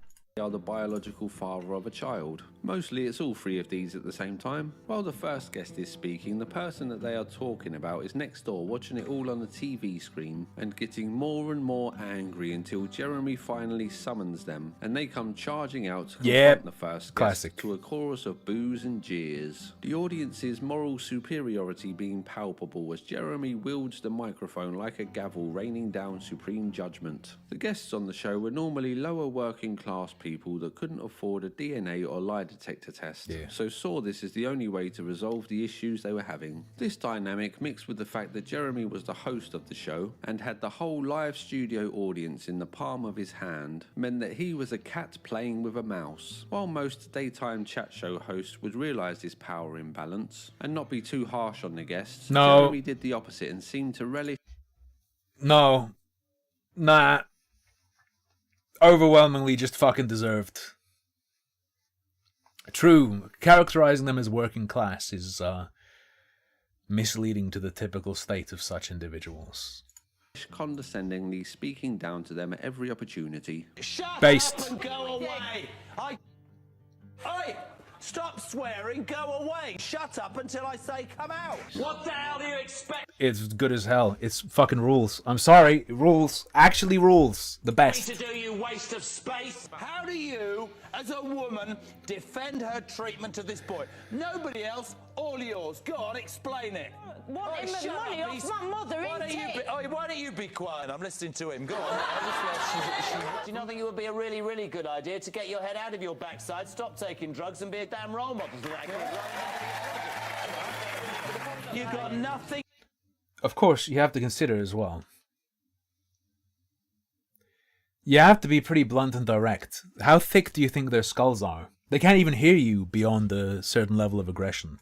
Useful to say, love, because when confronted, you're full of hot air, aren't you? Do one. Defenders of the show would Do claim one! it was just being blunt to try and help the guests, a sort No. of tough love to shake them out of No, he wasn't. But it's still the based. hole Still that good. they were in, while detractors of the show would claim that this was all an exercise in making Jeremy and the viewers feel superior, using the dysgenic dysfunction of the guests to make themselves feel better about their own lives. Jeremy had a bit of a catchphrase on the show. He would always call the guests It's, scum. He seemingly loved to It's cathartic. Also, hey, it's like a morality play for the people who would end up on the show. shout this loudly at guests to rapturous applause from the audience, making it clear to everyone who it was okay to hate. So after the modern day witch trials had been completed on the bad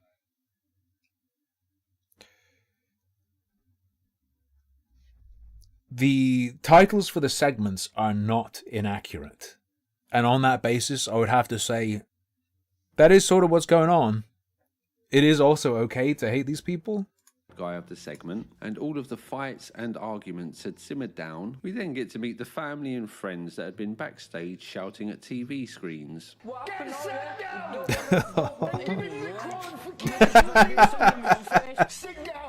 and give this lad. Do this lad what he wants. Then we get another round of fights, arguments, and Amazing. lectures from Jeremy, Amazing. until we reach the emotional climax of the segment, the moment of truth that we had all been waiting for, the DNA or lie Oh, detector fuck me. results. Oh. This is what all of that we had all been The waiting mouth. for. Holy shit. Shivers down my spine. Cut that out, put a little filter on it. We've got a new Jeff the Killer alternate.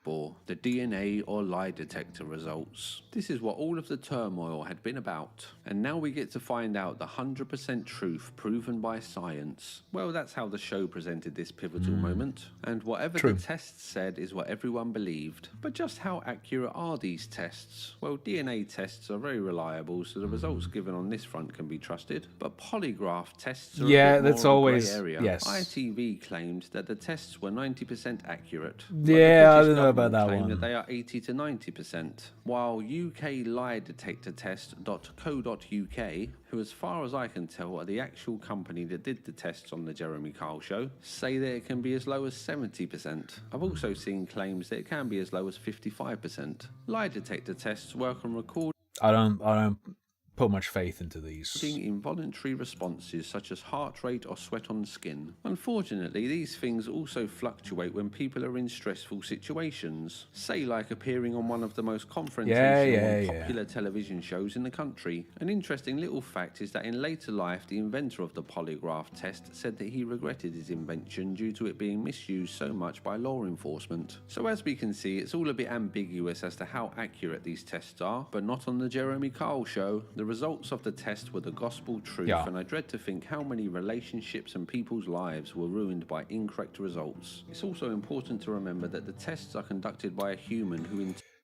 I don't think these relationships were of much value. So, yeah, probably a bunch of shit that was bunk got accepted as truth, but it's a drop of piss in the piss ocean.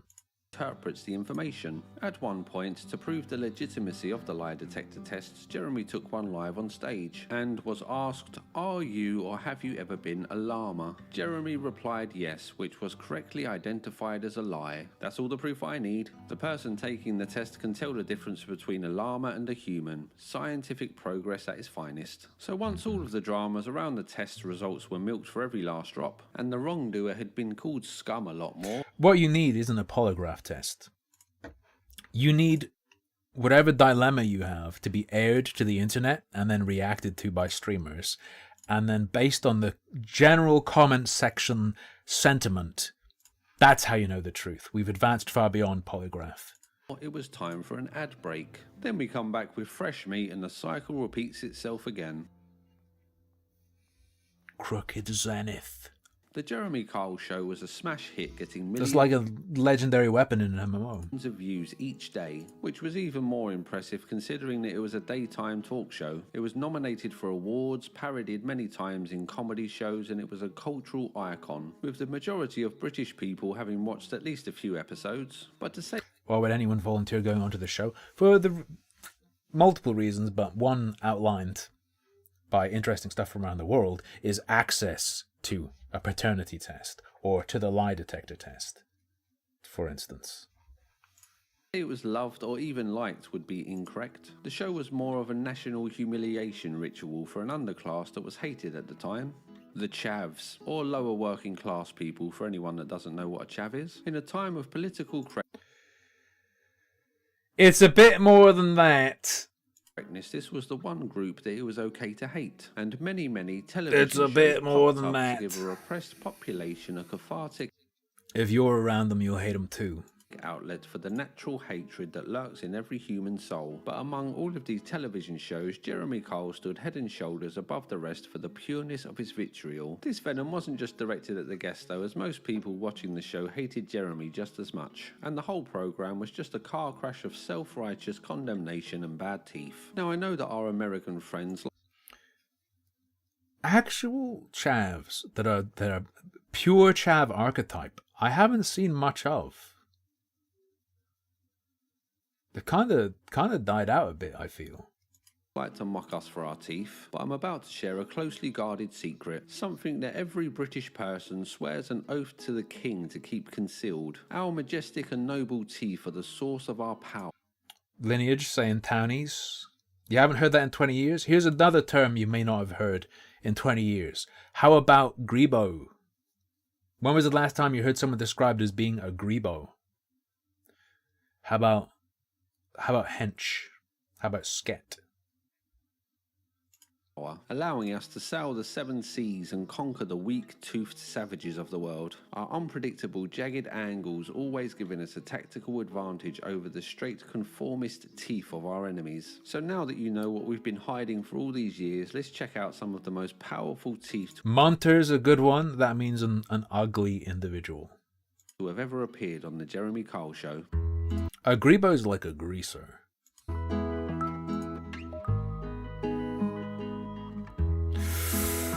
Oof. Hang on. I heard the Minecraft zombie sound when I saw that guy. Also, he looks a bit like Anthony Hopkins in Hannibal, right?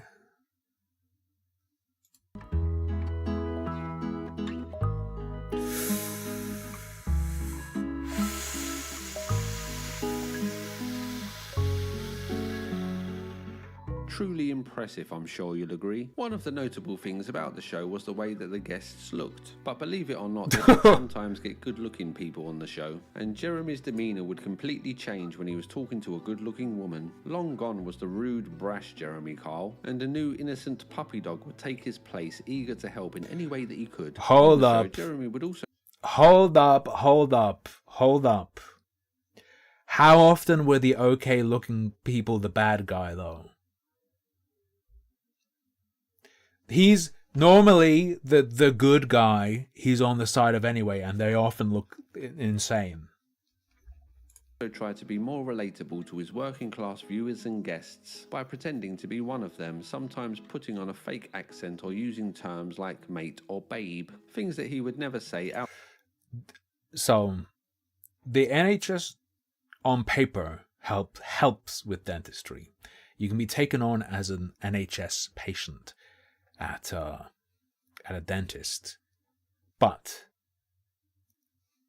that only covers part of the cost, and good fucking luck becoming an NHS patient anywhere.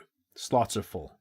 Outside of the context of the show, it was all a So in calculated practice, it doesn't performance, cover it. A reminder that Jeremy was less a man than a brand. This bizarre circus went from strength to strength, and Jeremy was the man of the moment, being asked to host other shows and appearing on TV all over the place, to high praise and pats on the back from his media buddies. Because I think you're one of the best broadcasters on television. You cover a range of shows.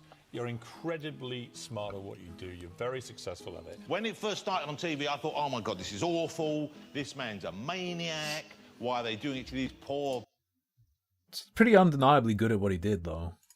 people? And then I grew to like what you were doing very much indeed. So, Did you know Jonathan Ross, which is the guy interviewing there, in case you're not familiar, Jonathan Ross, did you know he's a huge weeb? I feel like people don't know that.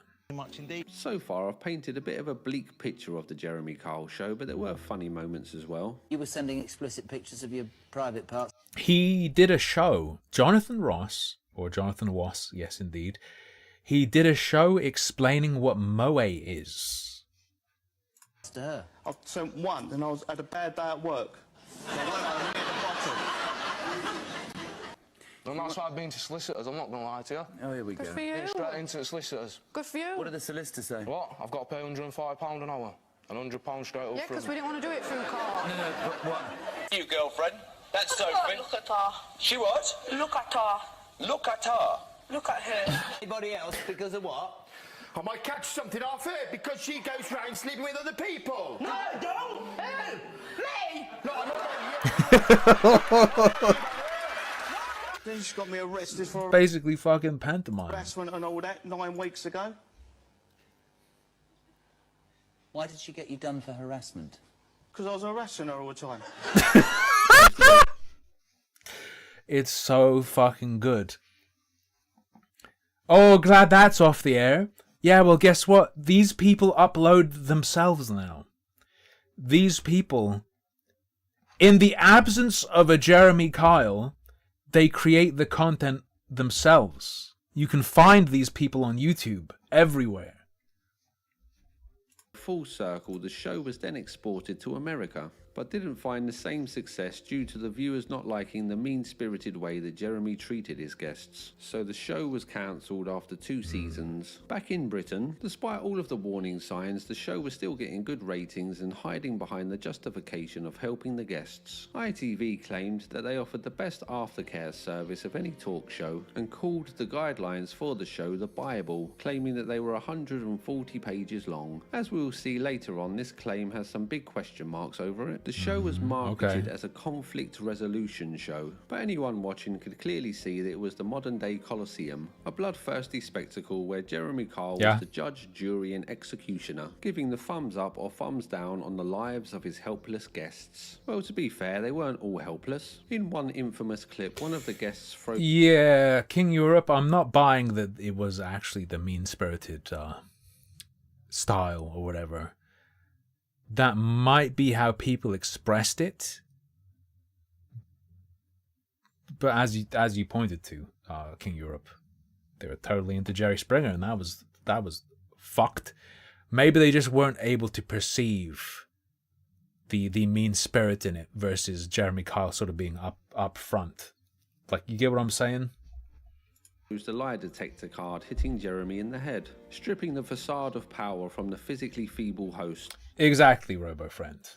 Jerry never called his guests scum. Before his They weren't able to perceive the cruelty behind it. hired goons rush in to protect their paymaster and restore order. I also have a memory of him following someone backstage and then punching him in the face. But I can't find the clip, so I'm unsure if this is just wishful thinking or if it's something that's been wiped from the internet. In 2007, one of the guests... No, I tend to agree with the characterization of it as a Colosseum, because conflict is deliberately set up to happen on stage. It's a fight between the freaks. It's a freak show, but the freaks specifically are meant to fight. Headbutted a lodger who he thought was having an affair with his wife. Springer said something nice at the end of the show. I think I remember from the few times I've watched it, yeah. But that's just like the Jerry Springer version of smoothing it over with the rules. Whereas Jeremy Kyle's team would be like, oh, we've got the best aftercare, we've got this, we've got that. With Jerry Springer, it was actually a thing they showed you, the nice fucking platitude of fucking whatever. So it seemed it was more effective at assuaging concerns or preventing introspection. Making his nose stream with blood. He was taken to court where an affair Hold with up. his... In 2007, one of the guests headbutted a lodger who he thought was having an affair with his wife, making his nose stream with blood. He was taken to court where it was found out that the show had lied to the man, saying that his wife wanted to reconcile the marriage, which is why he appeared on the show. It was also revealed that both men had been wound up and told that the other was lying before going on stage. The sentencing judge is quoted to say that the show was a human form of bear baiting. Holy and fucking it based. seems to me that the whole purpose of the Jeremy Kyle show is to effect a morbid and depressing display of dysfunctional people Yeah, who that's are the... in some kind of turmoil. I'm pretty sure if you had Sky TV and you went into the schedule and you pressed the information button on Jeremy Kyle, that's literally what it just tells you the show is. I'm pretty sure that's their own synopsis. The judge also said that the show's producers should have been in the dock alongside the defendant. As the man was provoked and manipulated into the crime, he was let off with a £300 fine. In 2009, a couple appeared on the show with the segment being titled, "Can Lie Detector Test Save Our Family?" It was suspected that the man had cheated on his girlfriend, and the lie detector test confirmed this. After filming, the pair returned home where the man savagely beat his girlfriend, leaving her with severely swollen eyes, a suspected broken nose, and extensive bruising to her face and body. He was arrested and sentenced to 2 years in prison, with the judge criticising the show for exploiting foolish and gullible people. And the judge is quoted to say that there is an element of cruelty and exploitation in this format. The judge also... I think beating your girlfriend to within an inch of her life is actually the bad thing. Claimed that the sentence for the crime would have been higher if it wasn't for the show's influence on the crime. In 2014, Jeremy was pepper sprayed while out filming another show called The Carl Files. In 2015, the show would get criticism when a man appeared on one of the segments and told his story about domestic abuse, which included him injuring himself when he jumped out of a window on the 3rd floor in order to escape his girlfriend. To which the live... This is the shit I was talking about, though, that is the danger of it being too grim for most people. Forget any ethical consideration. This turns people off. They don't actually want it to be too dark. Studio audience laughed. These warning signs were overlooked by most, but in 2019, tragedy struck and the Jeremy Kyle show would come to an end. Here we go. Steve Diamond, or Diamond. On the 2nd of May 2019, an episode of The Jeremy Kyle Show was recorded featuring a man called Steve Diamond. His girlfriend had It is found out that Diamond. he was a compulsive liar and now suspected that he was cheating on her. So the pair appeared on the show to do a lie detector test to find out the truth. Steve himself had called the show 40 to 50 times as he was keen to prove that he was innocent. And today was the big day to set the record straight. His girlfriend had caught him lying about being in the Navy, to which Steve claims that he had no idea why he told these lies. On the show, Steve came off as a Right. troubled and slightly pathetic figure, but it was clear that he loved his girlfriend. Do you love this woman? God, to bits. So much. After following the format of the show, Interesting stuff. I'm already concerned about your the framing moment here. came when the test results were revealed. Steve failed the test on all questions, but looked genuinely shocked with the outcome. Because I was telling the Test truth. says you're a liar, pal. Right.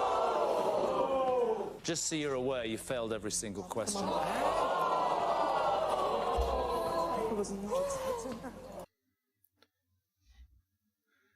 Please recognize that the idea is he's been recognized as a compulsive liar by his girlfriend, and he's already been caught in a bunch of lies.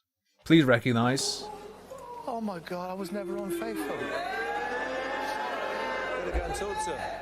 His girlfriend then stormed off stage, and even Jeremy looked confused, as Steve was proclaiming that he was innocent. They all Yes. then went backstage crying, with Steve still claiming that he had not cheated, and Jeremy being quoted to say, "A serial liar goes into the Jeremy Kyle lie detector and gets called a liar, and it's my test that's wrong, yeah?" Jeremy also said that he wouldn't trust Steve with a chocolate button. It was clear that Jeremy trusted Yeah. the results of the test, and nothing would change that fact. This was a very emotional moment, and Steve looked truly lost and confused about what was going on. A man at his wits' end, Careful. with the whole world turning against him. This was a scenario that had played out countless times on the I presume this guy kills himself because of the way this is being set up. But be careful about going into the realm of he must not have been lying, and that's why he killed himself. You better not go there. Jeremy Kyle show. So it was just business as usual, and once the segment was over, everybody just moved on. Everybody apart from Steve Diamond. 1 week after appearing on the show, Steve Diamond was found dead at his home due to an intentional morphine overdose. He left a letter to his girlfriend which read, "I hope that the Jeremy Kyle show is happy now. They are responsible for what happens now. I hope this makes good ratings for them. I bet they keep this quiet. Never, never, never did I cheat on you. Never, never. My final words." Okay, After yeah. Steve's death, ITV suspended filming of the show and didn't air the episode featuring Mr. Diamond. Then a short time later, they permanently cancelled the show. In a strange move, Steve's girlfriend then decided to get a tattoo of Jeremy Kyle's signature on her shoulder. What in the fuck? To show that she didn't blame Jeremy for Steve's death. The end of the show and Steve Diamond's death was big news, getting much media coverage. An audience member has told 5 News how he reacted when he failed a lie detector test. It broke down, complete shock. It was just silence. He took a 5 or 10 seconds to process what he just heard.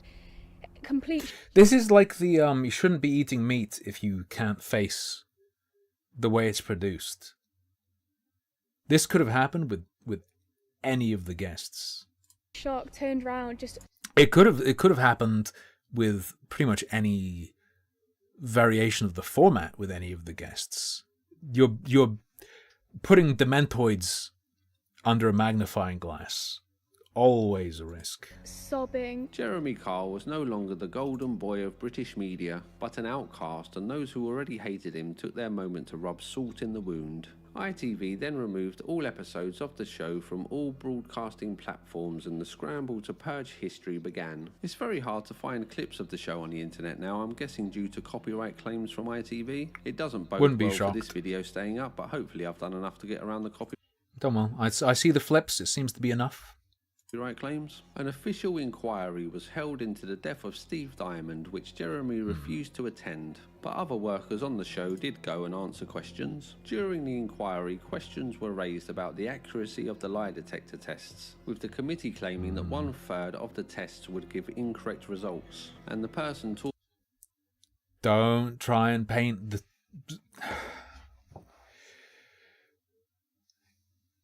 You can show how the show was obviously an influence on the guy. without it having to be because he was actually telling the truth and the lie detector did him wrong.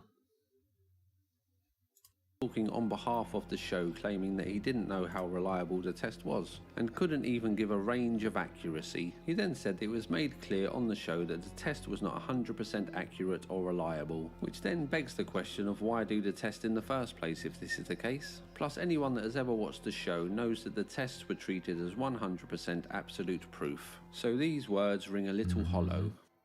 Fair enough. Rebirth.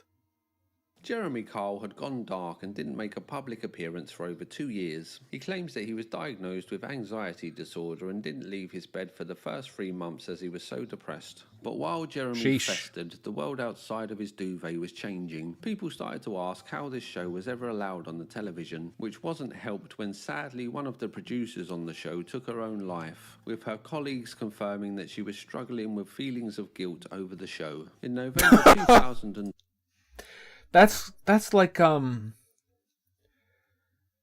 I did something I think is fucked up to make money and then fucking killed myself over doing it. Fine. I'm fine with that. 2020, a coroner ruled that acts of omission by Jeremy Kyle may have caused or contributed to Steve Diamond's death.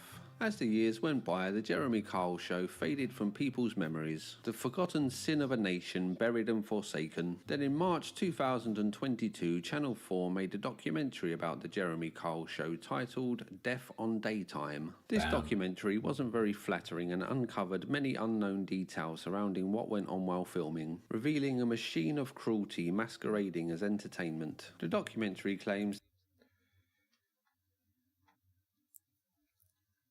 this is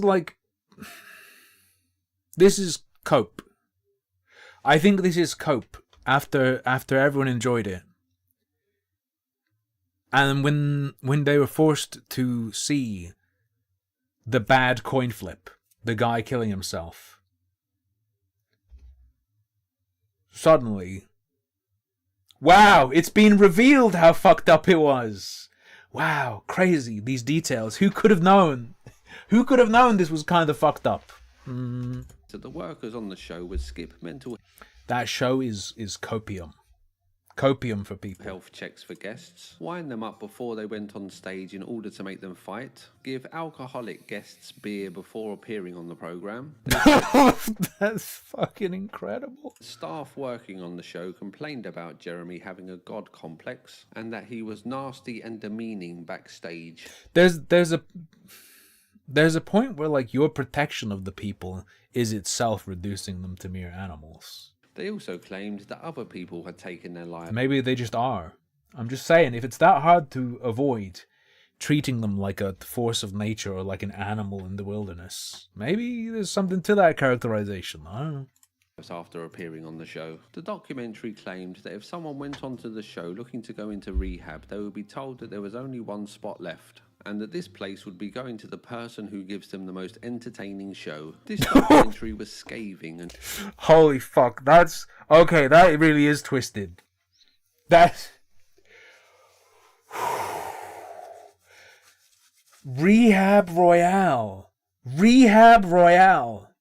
Really turned public opinion against the Jeremy Kyle Show, and soon more details started to come out, like a recording of Jeremy referring to the guests as thick as shit, or details claiming that the aftercare wasn't as good on the ITV show as they had claimed, with guests being put into taxis half an hour after the show and not being contacted afterwards. The show was now being painted as a conveyor belt of misery, and once you had been publicly shamed, you were left to face the grotesque 15 minutes of... Everyone already knew it was. This is more. This is the like simultaneous. Or how could we have known? Also, we always knew that sort of thing was bad. But like everyone knew, everyone understood. Even if that stuff wasn't happening, like it's pretty fucked up. Fame and ridicule alone. You're telling me they have to kill a cow to make my burgers? Come on.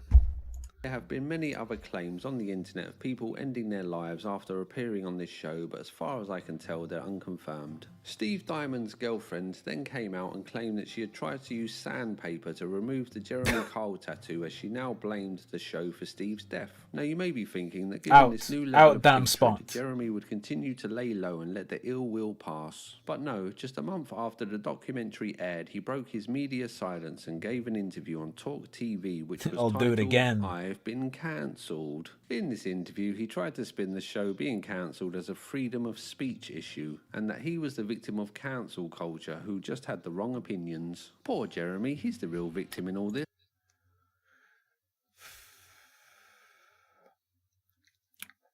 So that's BSing, but it's not 100% BSing. On the basis that the mechanic is just... People knew what it was. People were on board with it. People understood what was being risked every time you put spotlights on these kind of people. Even if you don't mess with them. And then it's more... oh, care about this now. Oh, care about this now. And rally round the green light to attack. In that way, it's similar mechanically, but it's pretty hard to argue it's not fucked up, and it's pretty hard to argue that it's a free speech issue, because people did and would, if they'd heard more about it earlier, turn against it even harder, just because they don't want to be tarred as someone who enjoys the killer show. Right? It was also announced that Jeremy will be getting his own show on Talk TV, just in case you're unaware of what Talk TV is. Like it was fucked. They were doomed. If they let it run, it would die. Right? It's mostly an online kind of news channel which paints itself as being anti-woke and the voice of reason in a world gone mad. But they never actually say or do anything edgy, and it more seems like a containment project to stop people straying too far off the reservation. Or at least that's the sense I've got whenever I've seen it. The most notable programme on Talk TV would be the Piers Morgan Uncensored show, and the no-nonsense approach of Talk TV would seem to be the perfect... Piers Morgan show kind of does, it's like the opposite of Jeremy Kyle, where they bring people on to bully the fuck out of the host. That's what I got from the from the Nick Fuentes episode. Fit for Jeremy Kyle. More and more details about the Jeremy Kyle show have been coming out over the years, with one of the ex-producers of the show doing a podcast and spilling the beans. He claims that all of the guests and stories on the show were real, and that he had to work very long hours phoning people and trying to convince the guests to appear on the show. He paints a picture of manipulation to even get people to appear, with bonuses and leaderboards for the top performers. Honestly, working on Jeremy Kyle was like being brainwashed. Genuinely, like a lot of my friends don't speak about it even to other producers because of like fear. There was like this really weird. This feels like cope and covering yourself.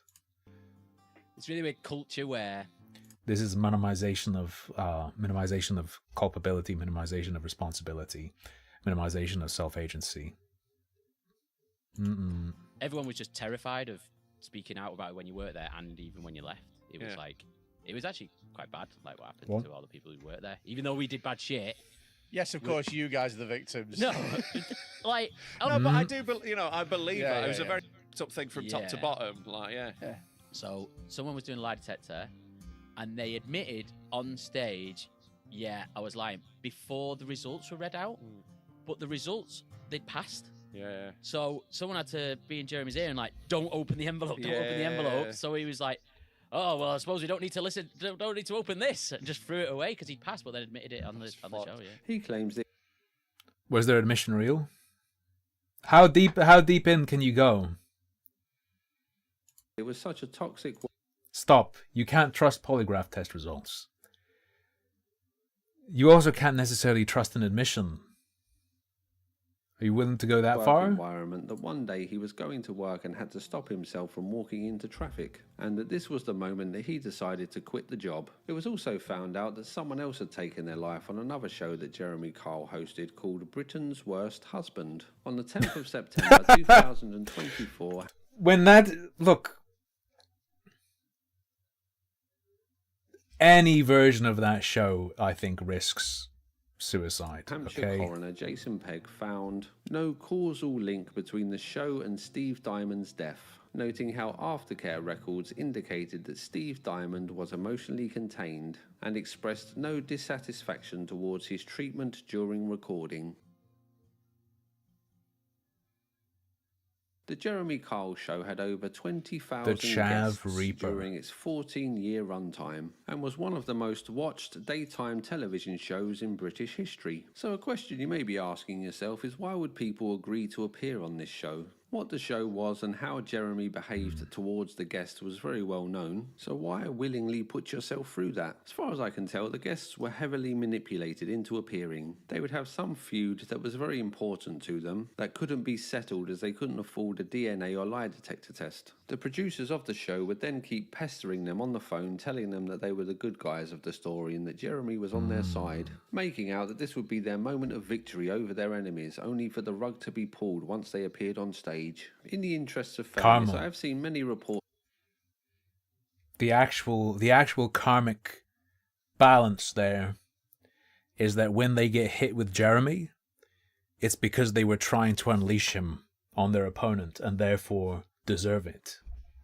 Of people that appeared on the show that claim that the show has helped them change their lives for the better. These seem to mostly be people that wanted help getting off of drugs or losing weight. Jeremy claims that he put over 7,000 people into detox or rehab over the course of the show. Personally, I used to watch the Jeremy Kyle Show on and off, but always disliked Jeremy as a person, as I found that he was very condescending and mean-spirited. Plus, it's hard to escape the elitist, class-based hatred that this show invoked. For people outside of Britain, it may be hard to understand. Right, but you still watched it, right? You didn't enjoy the show? Yeah, I used to watch it, but I hated Jeremy and felt terrible about the invocation of class-based hatred. You were hate watching Jeremy himself? Like, what? And the class dynamics at play. I don't know. This is more of a cultural difference. I don't know. Disparity, although there is an element of economic distinction involved. The working class culture is of the old world, rooted in tradition and revolving around ancient communities that stretch back to time immemorial. The middle class culture is of the new world, a progressive and cosmopolitan view that seeks to upend and improve what was into what could be. Both sides of this divide look down on each other for differing reasons, and this can be clearly seen in the ongoing protests over. Who was watching the show, though? Who was hating on the people? The spectacle. Immigration that are taking place at the moment. The Jeremy Kyle Show played into these class dynamics but took them to the extreme, showcasing the fucking middle classes at work when when this shit was playing on TV. The lower working class, allowing both working class and middle class people to watch the show in judgment of the people lower than them. Since the show has ended, Jeremy has tried to frame himself as the true victim who was cancelled by a woke world gone mad, and he is now a free speech warrior who it's kind of his only shot. Really important topics like climate change, killing off the tradition. What would he be able to pivot to if not this? Bakewell tart, or the Man Trying to City think. boss being seen at an Oasis gig. I'm not a very big fan of Jeremy Kyle, as I see him as a manipulative chancer who will say and do anything for money and attention. He cares little for the lives that he I have bad news about anyone you're able to watch. destroys along the way. He's just an all-round not great guy. Let's all wish the people affected by the show the best with their lives, and hope that they all find good dentists. Watch this video about the spectre that haunts the streets of Manchester, Charlie Veach. If you liked the video, then hit the like button as it helps the channel grow. Anyway, that show's real fucked up.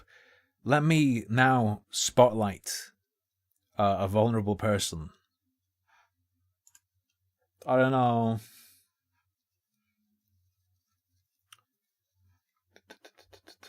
Not Charlie Veach necessarily. I was thinking of Cobes when he popped up.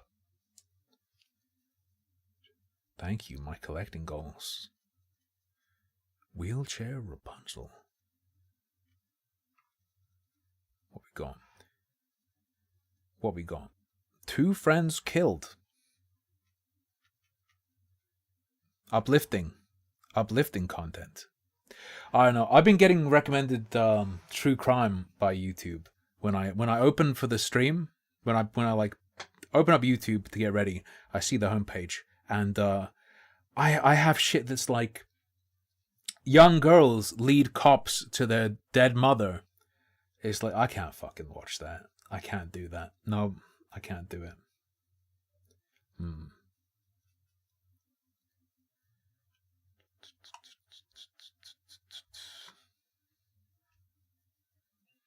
Swedish cake challenge contains 40 eggs.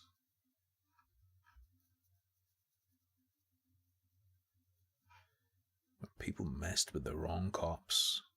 That can always be fun. December car auction. Making an apple that tastes like anything. We've already got grapes. They're the pinnacle. Why would you want an apple that tastes of anything other than a grape?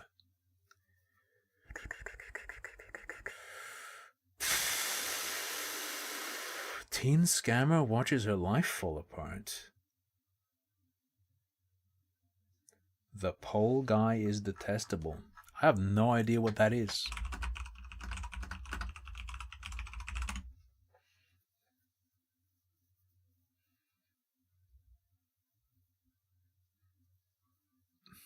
I've been the guy girls cheat on their boyfriends and husband with. Every man likes them young.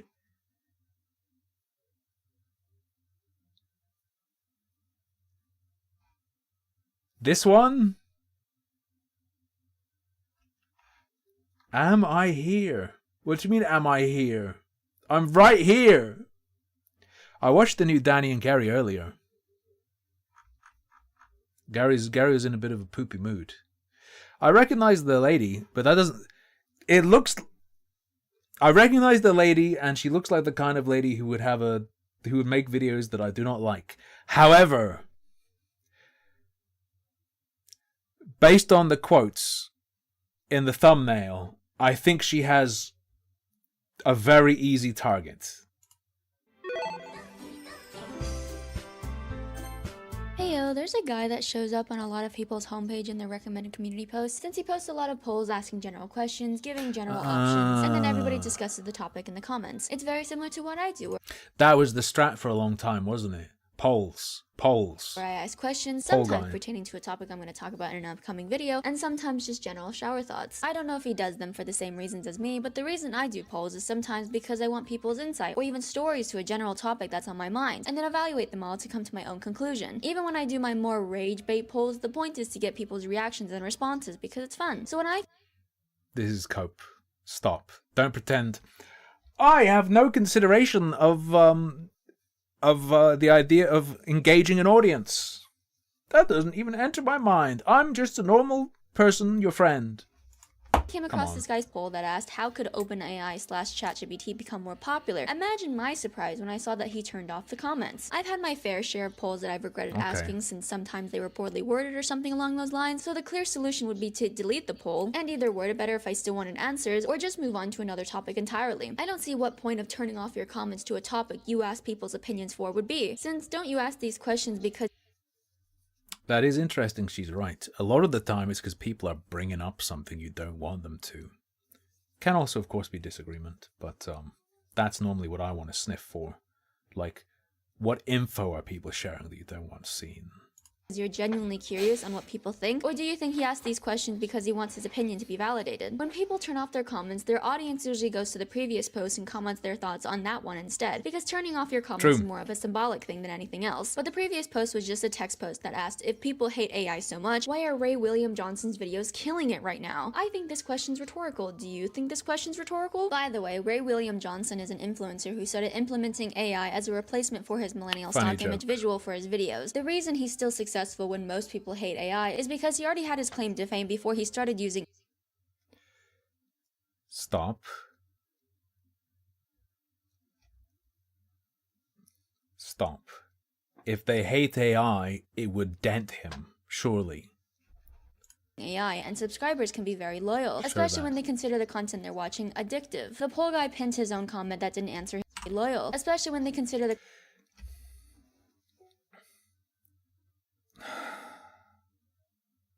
So they don't hate AI that much, do they?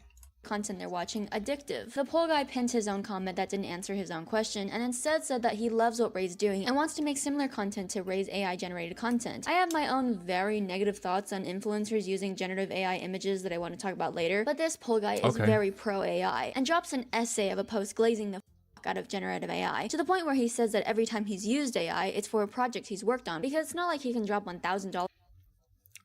Google stock images is free, and entry-level stock image subscriptions are like $25 to $40. I know where he's getting that number from. Okay, every use I've made for AI has been a project that wouldn't exist without it. At this phase, I can't just drop $1,000 on graphics for every idea I do, because that'd be 1,000 every 3 days with me. That's a retarded counterpoint, because clearly what he needs isn't just going to be an image of this or that. He's talking about having graphics made, not just an image I need that is like of a boardroom, of a plate. On graphics for every idea, so he wants to use AI for his future content to lower costs to around $50 a video versus $500 that makes 10 times the content. Thank you for saying the quiet part out loud. He doesn't need AI because it helps him with his creative process. He needs AI because he's straight up uncreative. But he still wants money and attention quickly and it's fast and cheaper. Lower cost, make 10 times the content, monetize it, and hire more people. Content to lower costs to around $50 a video versus $500 that makes 10 times the content. What does thank he you for saying the make? quiet part out loud. He doesn't need AI because it helps him with his creative process. He needs AI because he's straight up. You will forever be looked at as a lazy creator if you do this. Now this is genuinely harder work than most content. Poll guy legit forgot that the whole reason why he's using AI is because it's easier than hiring an artist or doing it himself. And he's going to use it to scale. The point is to use that to scale. Not just do the same, but make it easier. Make it more efficient and scale it. I don't know what he makes. Does he make anything where there is any value to it as art or something? Charles Paralo. What does he do?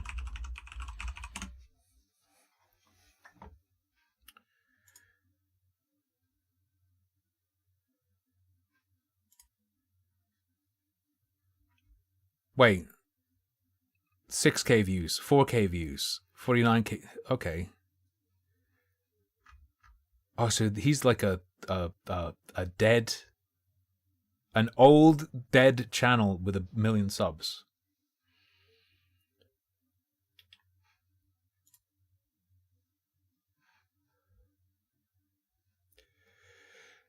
He needs to be using AI. So this didn't really go over so well. Enter Rey, played by Daisy Ridley, who's supposed to be the face of the Star Wars sequel trilogy, but wasn't money, because eventually George Lucas decided he would be in the mix, but that got taken down.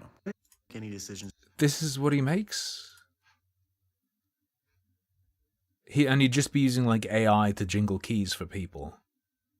No, this is like the most obvious place to use it. It's not exactly undermining his creative vision or he's just a fucking commentary spammer, yeah?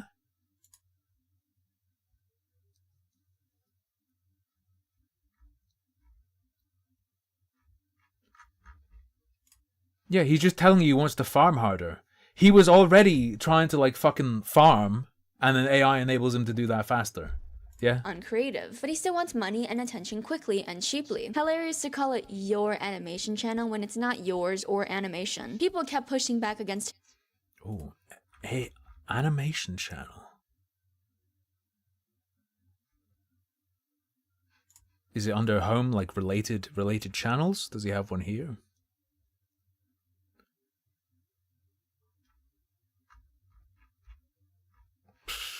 Okay. pro-AI position since it is factually taking jobs. Companies and brands aren't hiring people because AI can do it cheaper and faster. But he argues that with the technology of AI advancing, more jobs get created in the process. I'm so surprised the guy who doesn't have a single creative bone in his body thinks that working as an AI manager that overlooks AI making art is the same thing as working as an artist. He still justifies his viewpoints by saying that AI is still technology. I don't think this guy makes art or is going to use it to make art.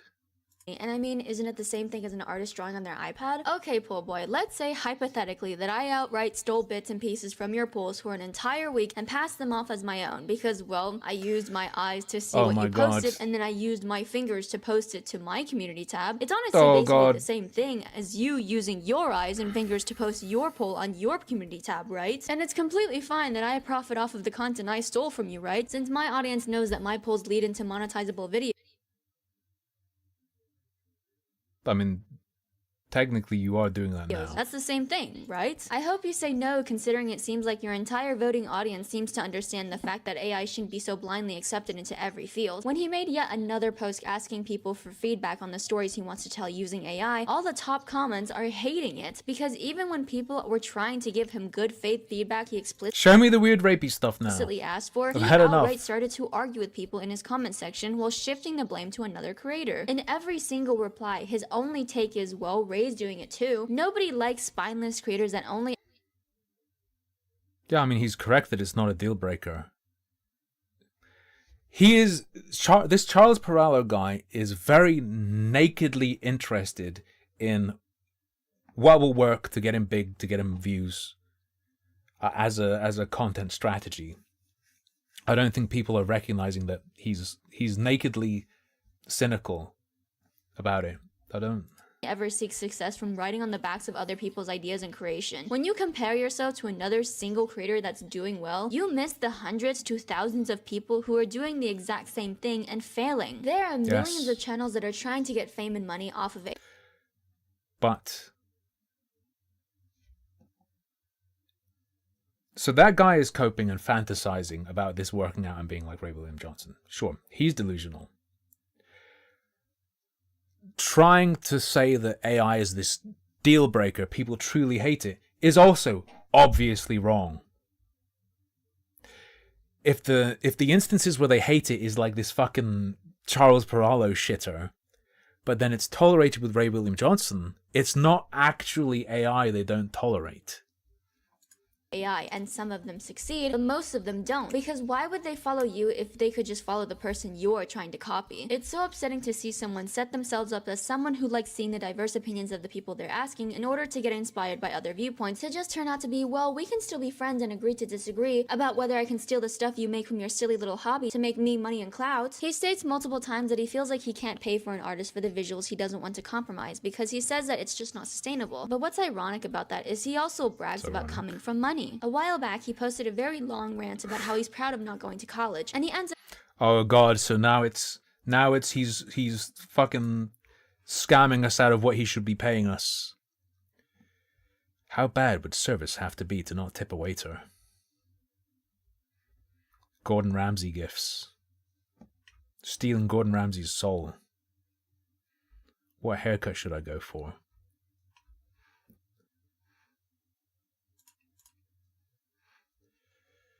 If he puts... I don't understand getting fired up about the poll guy if he's gonna put like some fucking AI slop in his slop polls. That with advice saying that you shouldn't either. I can agree that not every career and opportunity requires college to become successful in that field, but this post is such a poor way to see it. It's already eye-roll worthy that he humble bragged in his beginning by trying to set himself up as someone that reflects on their mistakes, but instead just says, man, I really regret the fact that I wasn't rich, famous, and successful sooner. He tries to list a bunch of statistics that are incredibly misleading considering he chooses the lower end of those stats, and leaves out the fact that the other 83 and 70% of those stats support the fact that college is worth it. But he still concludes that 70% of people probably shouldn't go to college based on almost nothing. You're missing the forest for the trees. He is slop all the way down. He's not like gonna become more slop through AI. The idea that he would be hiring people instead to birth his creative vision was not going to happen to begin with. Choosing to either go or not go to college is an extremely personalized and context-dependent choice, so I'd say that it's very unwise to come to such a conclusion for everyone else just because you had a bad time in public school. But in the middle of his sob story about school, he mentions that his father was a doctor who excelled at school and even got a full scholarship to NYU. And despite having poor grades and admitting he quit trying in high school, he assumed that he would also end up at NYU. When his guidance counselor gave him a list of colleges he realistically qualified for, he dismissed them as beneath him because he wanted to go to NYU. But his And you verified this, or did you just buy this slop merchant story? Is he going to tell you about his friend Albert Einstein soon? counselor said that his grades weren't good enough for that, but his parents still believed in him getting in due to their legacy status, since both his dad and uncle attended, and his mom also banked on their financial stability. But from his story, it seemed like he didn't both his dad Hold and his up. grades weren't good enough for that. But his parents What's he still saying? I told my dad and he said I'll get in due to legacy because him and his brother went there. I was looking at him with a bit of delusion, knowing 2 alumni in the family really means nothing. Especially when some families are packing 20 plus people over generations. Also, legacy is all about donations, and my dad never donating $1 to NYU means they wouldn't care. This donation thing isn't true, by the way. So she did do checking, or... Stop. Does she mean the legacy is all about donations thing isn't true, or does she mean she verified that the dad did in fact donate? believed in him getting in due to their legacy status, since both his dad and uncle attended, and his mom also banked on their financial stability. But from his story, it seemed like he didn't even try to apply. So to recap, he thinks 70% of people shouldn't go to college because he grew up in a wealthy, highly successful family with parents He's pandering. He's pandering. who worked hard when they were He's not actually making an argument. He's pandering. young to give him and his siblings a life with little worry and strife, and even though they ended up with a son that expects everything to be handed to him, they still believe that he could achieve exactly what he wanted using the hard work they accomplished. But when it came time to put in the tiniest amount of work to get there, he failed and blamed it on the system that set him up for success. I'd not recommend going to college unless it's for law, medicine, or engineering. Does he really think there's only He's fucking just saying what people want to hear.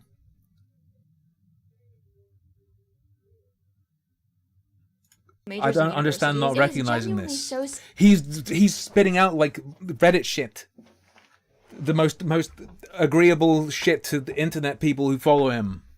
Sickening to Please think that his recognize. advice could genuinely Please. fuck people over, Please. considering that even when he fails over and over and over, he himself still has enough of a safety net to live in an expensive apartment in Manhattan for 2 years without working before losing it to bad investments. Really giving "why are people homeless, just buy a house" energy. I'm really glad the comments are making fun of him for this because this is such a ridiculous thing to post. To say that college isn't worth it and then explain how the only reason you're not a complete and utter failure is because your father went to college and bought a 7-bedroom lakefront house with a pool as your childhood home that he then let you and your siblings inherit. He seems to have a knack of always bragging whenever he wants to tell his audience something. Even before he expressed his god-tier advice on college, he also posted another very long writing piece about why he doesn't want to get married and have kids, and some of the reasons he Oh my god.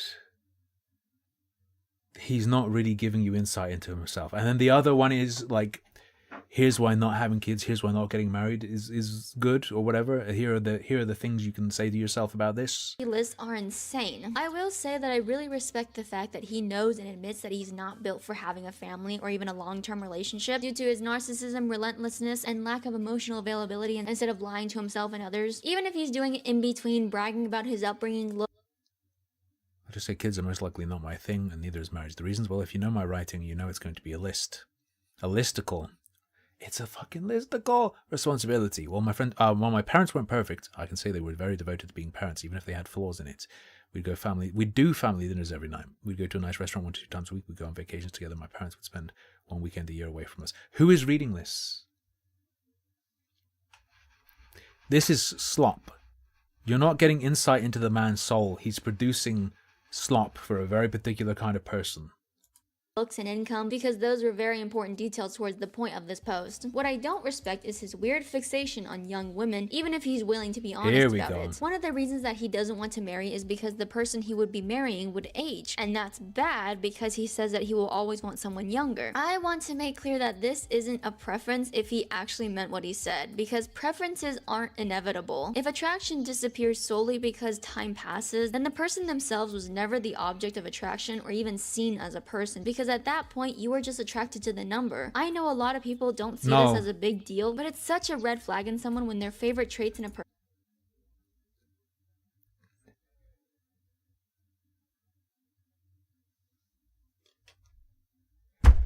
I don't know what to Personal say. naivety, inexperience, and innocence. I'm not reaching either, since Pool Guy outright calls it pulling a DiCaprio and directly ties gaining more wealth and fame to basically unlocking higher level women. I mean, he's not interested in women romantically, so I guess Are you aware of the manosphere or red pill? Also, are you aware that people look different as they get older? And I feel that he's heavily trying to appeal to younger men. And this is a very common the thing. shallow method works if all you want is shallow one-night stands. But in a more relatively recent post, he asked, is it okay to date an 18-year-old at 30? And side tangent, I hate when he puts the answers like this. In YouTube community polls, you're only allowed to put 4 options, and it peeves me when he wastes 2 of those options by focusing on binary genders as if that matters. As if that matters. What if you wanna see the women's response and see the men's response? But anyways, he pinned his own comment expressing his opinion that he, as a 30-year-old man, doesn't see much difference in personality between an 18-year-old and a 34-year-old. He sees little to no difference in personality between a possible senior in high school and a person possibly going through a midlife crisis. And honestly,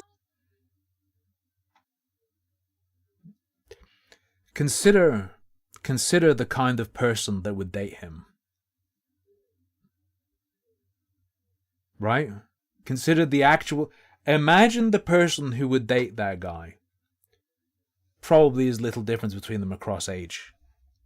it gets even better when I see that people agreeing with his opinions are those who also see women as... Every man likes them young is incredible. What an incredible line. Wrong. Most men aren't into newborns. objects. I'm sure there are certain... Somehow, look, you've got a very lynchable quote. Every man likes them young. That's like some shit the most insane radfem would say about pedo culture and how every man's a pedophile. And he said it about himself. Wait, did he say that? Wait, that's not him. Midlife crisis. It honestly gets even better when I see that people agreeing with his opinions are those who also... Oh, that's fucking some YouTube retard saying insane, like commenter. Oh, see women as objects. that's like the norm. I'm sure there are certain cases where maybe it wouldn't be so weird, but when you actively seek and choose the youngest possible age women because you know for a fact that you feel tempted by the young and beautiful for existing, I guess, it makes it extra creepy. I know for a fact that he's talked about dating 18-year-olds multiple times, but I don't know if he's taken those other posts down because a lot of people were rightfully weirded out by it. But he's also just had a very weird history with dating, and Hang on. That thumbnail is dirty as fuck. 2 pictures of him and then a quote from a comment on his post that wasn't him. That's kinda dirty, lady. I know most people will say it's He's enough of a weirdo without doing that.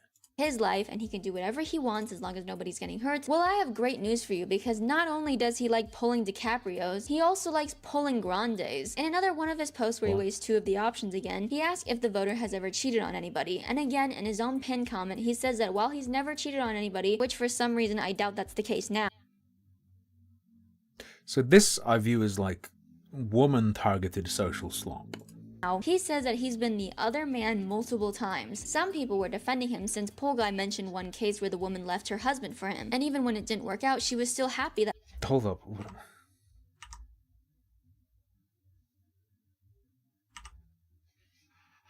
And again, in his own pinned comment, he says that while he's never cheated on anybody, which for some reason I doubt that's the case now, he says that he's been the other man multiple times. Some people were defending him since Pole Guy mentioned one case where the woman left her husband for him. And even when it didn't work out, she was still happy that she left, so people argued that Pole Guy actually did a good service towards her since he pulled her out of that relationship. Except, no, that was one case where it ended with a guy who got cheated on, a woman...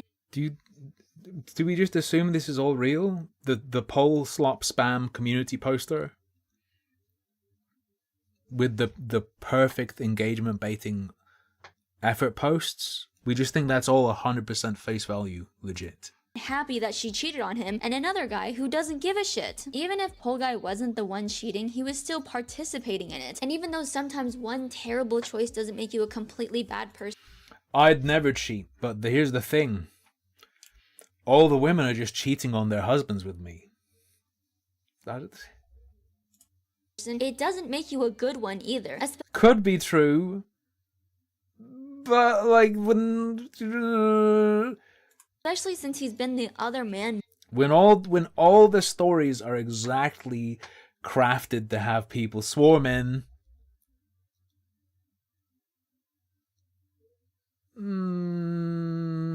More than once, because You start to get into, oh, I can't be bothered to use Reddit, am I the asshole anymore, because it's people trying to make the best post, not something real. it just shows me how he treats commitment and loyalty. And even when you aren't So don't date him.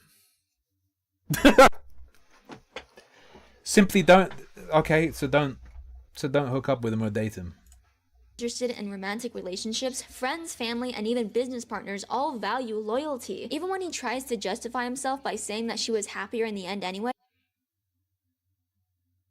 He wasn't disloyal. it doesn't really matter. That kind of argument only works after the fact, because in the end anyway, I 100% get it, but in each case, they hated those dudes and left them quickly after. Sometimes when in a bad situation, you need to experiment with what's on the other side. Twitter engagement farmer ass response. it doesn't really matter. That kind of argument only works after the fact, because in the actual moment, you really don't know how it's gonna go. And considering the fact that he himself has said that he prefers people who live in the moment since it aligns with his lifestyle, I really don't think he'd be the type to care even if she did regret her actions against her ex in the future. Again, Why should he have to care, though? The disloyalty is on her. people were trying to justify cheating by saying that sometimes people are in bad situations that warrant that kind of behavior. Even if in extreme hypotheticals, I can agree that people sometimes go to irrational lengths to try to escape or get back at their current partner. As a clear-minded person that isn't being influenced by an abusive partner, you should be able to support them, be a safe space for them, and maybe try to encourage them to leave in a healthy way that doesn't sexually.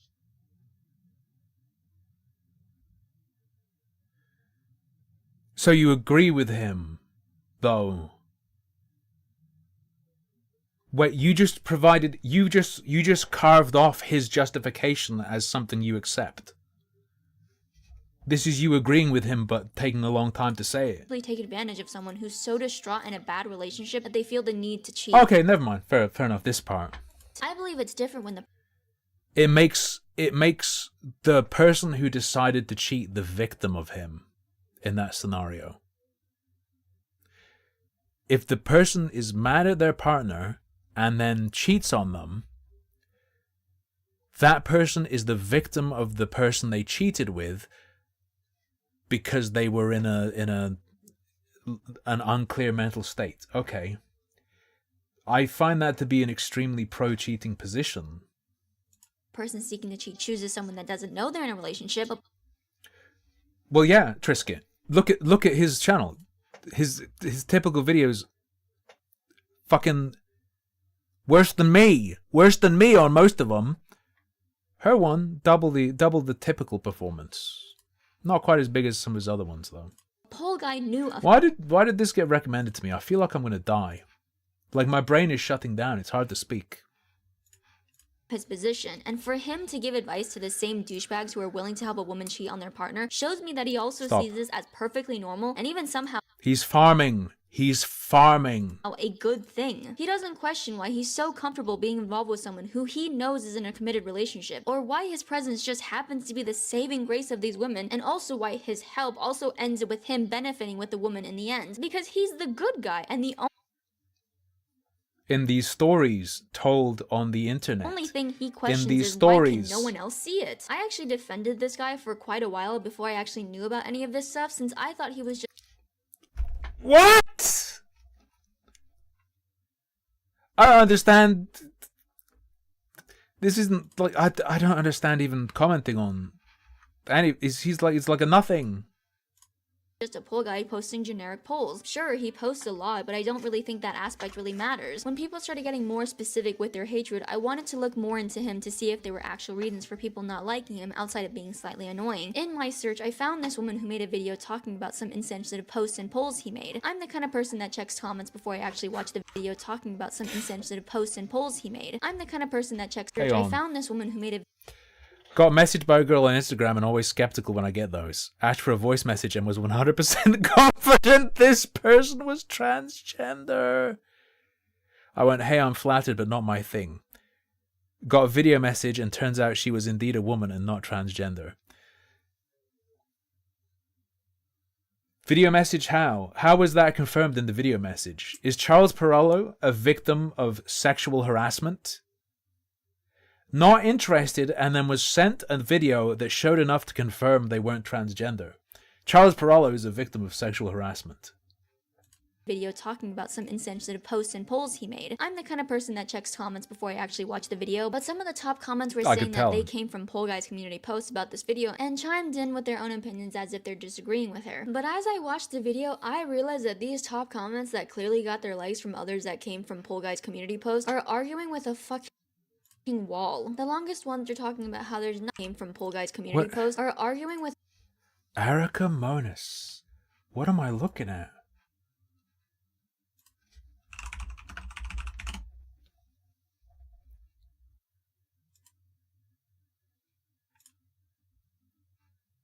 I'm Erica. I'm a writer, podcaster, and YouTuber. Most of my content relates to disability and mental health.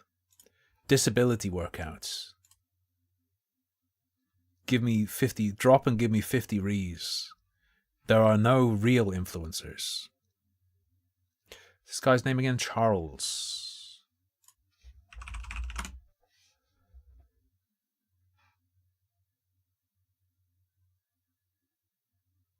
Wait.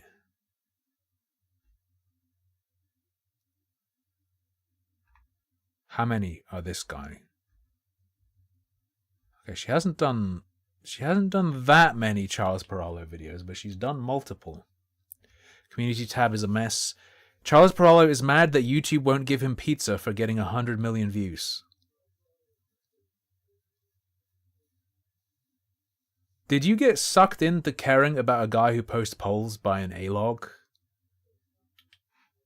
Is that what happened the here? Fucking wall. The longest ones are talking about how there's nothing wrong with having preferences for dating. Like, if you don't want to date a person with autism, who cares? It's their life. Just like if you don't want to date a person who's trans, who cares? It's their life. And yeah? well, yes, that's true. That was also not her point. And based on the replies where everyone's just agreeing with them, it seems like no one got that. I think all the posts she talked about were deleted, but one example was asking, would you date someone with autism? With the answers including gender again for some reason. Why do you think? You don't think it would be interesting to see if there's a difference? Now, of course, you can't trust the answers on that, but comments made it seem like she's upset because Poll Guy won't date autistic people. But if you actually listened to her or even read the transcript like me, I guess her I point will. was that she felt like the poll was insensitive to people with autism because the way that Poll Guy framed the poll made it seem like he was dehumanizing autistic people by using their existence to just make a fun little poll. that's way more retarded, though. In the video, she explicitly That's not better. This is like way worse. states that she doesn't hate Poll Guy, but her concern is that he objectively does reach a lot of people. So when you have the kind of mindset that Poll Guy has that phrases things as if he views certain people as overly sensitive weird creatures and continuously perpetuates it, it can genuinely be harmful. But people in her No, it comments can't. keep trying to defend Hard disagree.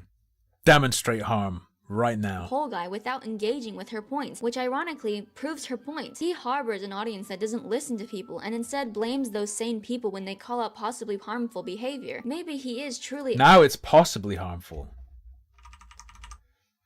Her concern is that he objectively does reach a lot of people. So when you have the kind of mindset that Poll Guy has that phrases things as if he views certain people as overly sensitive weird creatures and continuously perpetuates it, it can genuinely be harmful. But people in her comments keep trying to defend Poll Guy without engaging with her points, which ironically proves her point. He harbors an audience that doesn't listen to people and instead blames those sane people when they call out possibly harmful behavior. Maybe he is truly a nuanced and complex individual that just wants to know more about others, but he doesn't seem to show those traits when it comes to his use It's a little shito poll. community tab. And the audience that he has that keeps up with his community tab posts reflect the behavior of someone who only thinks about himself and isn't really interested in anyone else's input, not even the person. And why do I? He's the YouTube poll guy. Why do I give a flying fuck if he takes input from other people or not? I'm missing that point. Despite him asking questions, the way he sets up his polls are extremely biased. The BuzzFeed listicle author doesn't care about my feelings. Exposed. Fucking as to Christ. answer. Like, I'm sorry if I don't take your questions as serious and as innocent as you and your Glazers claim they are, with polls like, should transgender women be in women's sports? With the answers including a candid gift of a progressive politician and a professional photo of a transphobic crybaby that tied 5th place with a trans athlete and got outperformed by 4 cis athletes, and then a very old picture of you with a caption, subscribe. This guy fucking rules. How is he doing all this to you with In just one of that? his other long-form writing posts where he expressed his opinion, someone commented, yikes, good luck with the comment section. Whole guy replied, don't care, I'll make an opinion and back it up regardless of pushback. I'm about making conversations. Oh, I'm sure you are. I don't know, man. I really want to believe that he genuinely makes content, expresses his very long opinions, and posts polls because he wants to make conversation. Because Yeah. I actually believe him. But that's a euphemism for maximizing engagement. I also enjoy doing those things too. I make content expressing my You got played. If you want to counter him, you have failed. extremely long opinions and post polls because I also enjoy making conversations too. And it's not like I know him personally or anything, but I just find it so odd that he has a public platform and audience when the stuff I showed. So even with the AI stuff, can we find his... Does he have an animation channel? Like, is his stuff about AI even real? Because look at his thumbnails. He should be using AI, it would be better. Like, it feels like his whole AI story and like, I'm going to use AI, is itself just a made-up thing to drive engagement. Is there any suggestion that he's actually doing or going to do that? Because all his stuff is just him. It's just total React slop. He's like a reply girl in the wrong era. Alright, so this actress here was once bigger than Scarlett Johansson. Her name is Kirsten Dunst. A lot of people... Like, from the AI segment, you'd think he's doing something way different to this. Spider-Man movies, but she actually had a lot of other hits where she was basically dominating the movie industry in the 90s and 2000s, but then in the 2010s she completely dropped off, so I'm just wondering what the hell ruined her. Kirsten... He said he has an animation channel, but I don't know how to find it.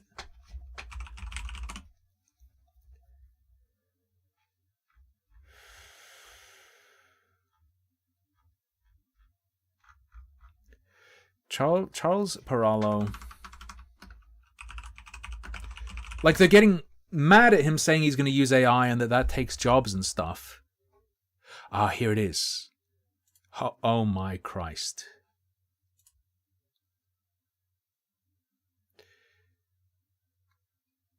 Right. Description of this channel of his. Pissing everyone off.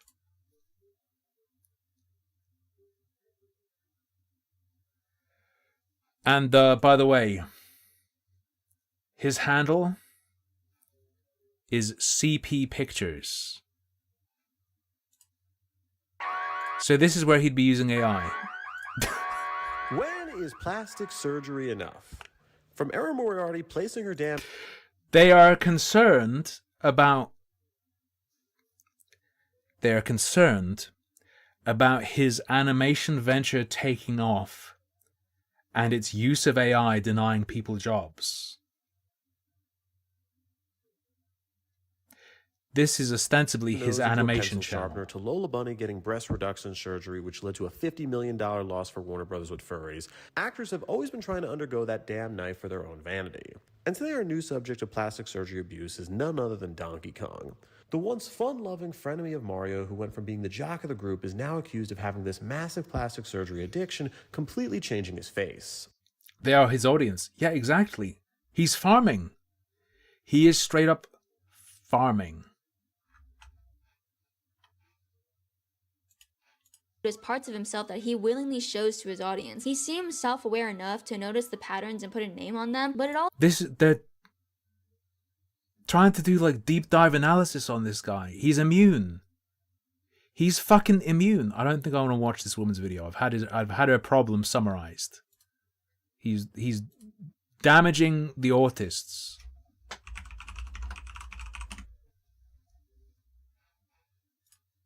He responded to her though. Fight, fight, fight, fight. All right, hey there, everybody. My name is Charles Perallo. I'm a YouTuber, TikToker, known for making some content. And some people He's introducing and selling himself. He's an attention farmer. don't always that's like it. Some people do. And this girl definitely did not. This is a YouTuber whose name I actually don't know, but I'll put her channel up somewhere in the process of doing this, who made this video Not in the kind of trashing me. description. And at first I saw it saying, okay, He talks a bit like Sel Waters. there's some disagreements, there's some discussions, I'm happy to talk to her. And then my friend started looking at the video, asking if I watched all of it, and yeah, she made... Okay. She tried to do a takedown on this guy, when really it should have been a look at how weird this guy is video. She presented his decision to use AI as an actual threat to artists.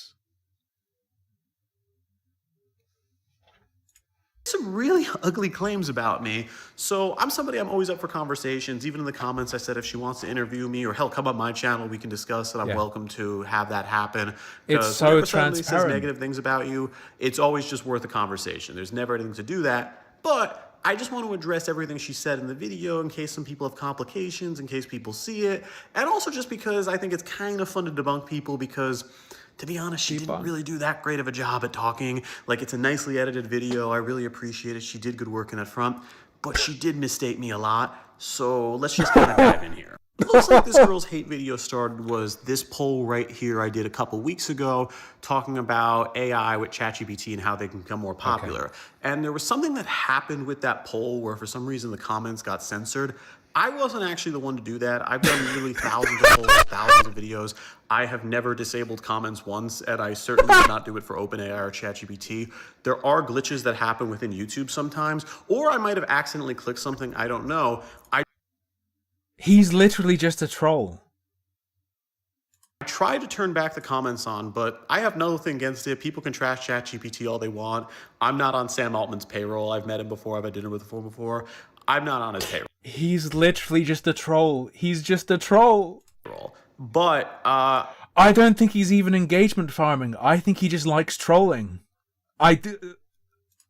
It seems like she was just really angry at that, and then also angry at stances I had about AI and how I'd actually like to use it for some of my content going forward. Just explaining that I'm actually a huge fan of Ray William Johnson's work. Ray's actually liked my videos before on TikTok, and I know he's actually a huge fan of Ray William Johnson's work, and Ray's actually liked my videos before on TikTok, and I love this guy. Holy fuck. I know he's seen my stuff on YouTube, and I love how he rebranded himself doing these videos where he really tastefully incorporates AI to try and tell a story. And what's beautiful about that is if you try to use, like actual hand-drawn images, it will take thousands of dollars, make weeks to do, and it's not really practical. But AI has made it so he can actually do this, have a team of people working, and actually create jobs. And that's something I actually want to do for one of my ideas. That's this right here. It's not up. Do you think... Okay, the thing is, he's fucking trolling, but he's counted her. What jobs are being lost? Right now? If he starts using fucking Sora to make little slop stories. But we're going to probably have the first one going in January. It's called Hemlock Tales.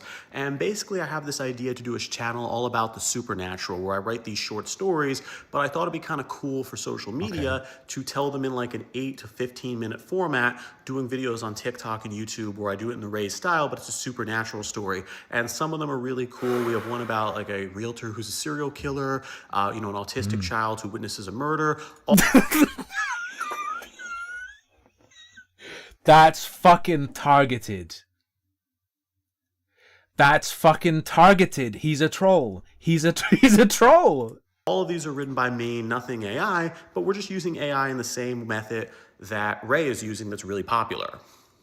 In her video, she was saying people hate AI, they throw everything out that's AI, and that's just not true because she was saying Ray William Johnson was already a big YouTuber, that's why he can use AI. But yeah, this is his TikTok. He actually has more TikTok followers than on YouTube. This all started here. A lot of younger people didn't even know who he was from YouTube, and they've grown to love him on TikTok. Oh and my this was God. all started because that format he uses AI. So I think... Oh my fuck. He's actually fucking counted her as well. I think that is popular. I think AI is valuable. This girl as a whole, I don't think AI is going to be a bad thing. I just disagree with her. I'm actually working on a book with an economist out of London right now that should be available by like maybe mid next year. What's it called? And it's talking about the economics of AI, where I actually think it's going to create jobs. And there's a whole, we could use the printing press as an example, and people can debate it, but it could definitely be in a more civil way. But what she's doing is not really that civil. Because for some reason, what she's doing is now copying my polls on AI, where she's trying to rewrite them. And basically, she's making this claim because I'm pro-AI, a technology that probably 2 billion people use every single day. Somehow that justifies copying my polls, which are completely fine. More people should ask the question. And for what it's worth, I get more votes in like a half an hour than what she's getting in like a week. But it's still a very immature thing to do. The next thing she went after me over was this right here, things where I said I'm not actually that pro-college, where I think like 50 to 80% of people going to college probably shouldn't go. And then she proceeded to call me an entitled rich person because I inherited my dad's lake house. So a couple points on this. 1/3 of people who go to college don't graduate. It's not because of...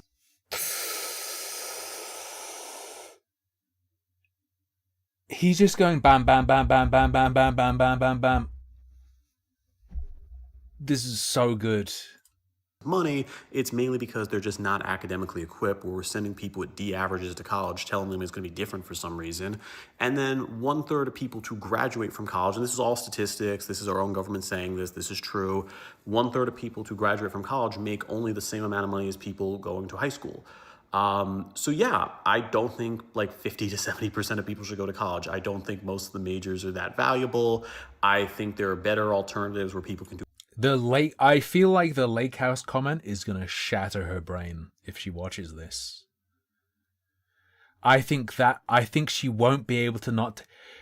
Because what he's done is he's put out a bunch of bait. He's written her video for her. Look at how out of touch he is. He thinks he's not privileged, but he inherited a lake house. 1-year programs, 2-year programs, and I don't think college is really the best thing for a lot of people going. Now, if somebody wants to go, I think we should obviously try to help them and support them in that vision.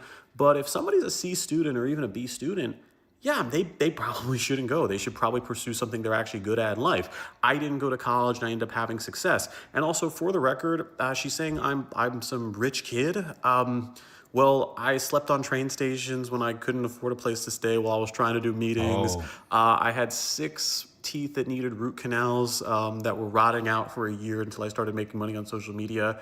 My dad was a doctor. He did do well. When he passed away, he did leave me the lake house and some money. There we go. But the money's not anything that significant. I mean, the average inheritance in this country, I think, is about $140,000 per kid. And then for kids who are, one child.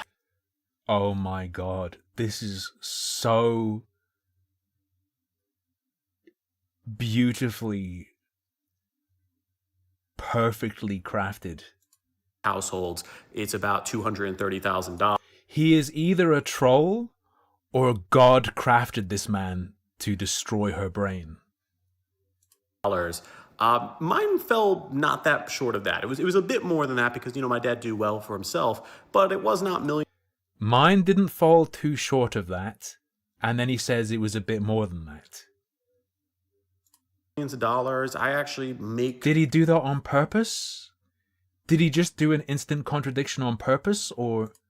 I don't know, is this the smartest man in existence? The inheritance I got, I actually make that around every 18 months right now on my own doing social media, so it wasn't anything that significant. And yeah, having a dad that's a doctor...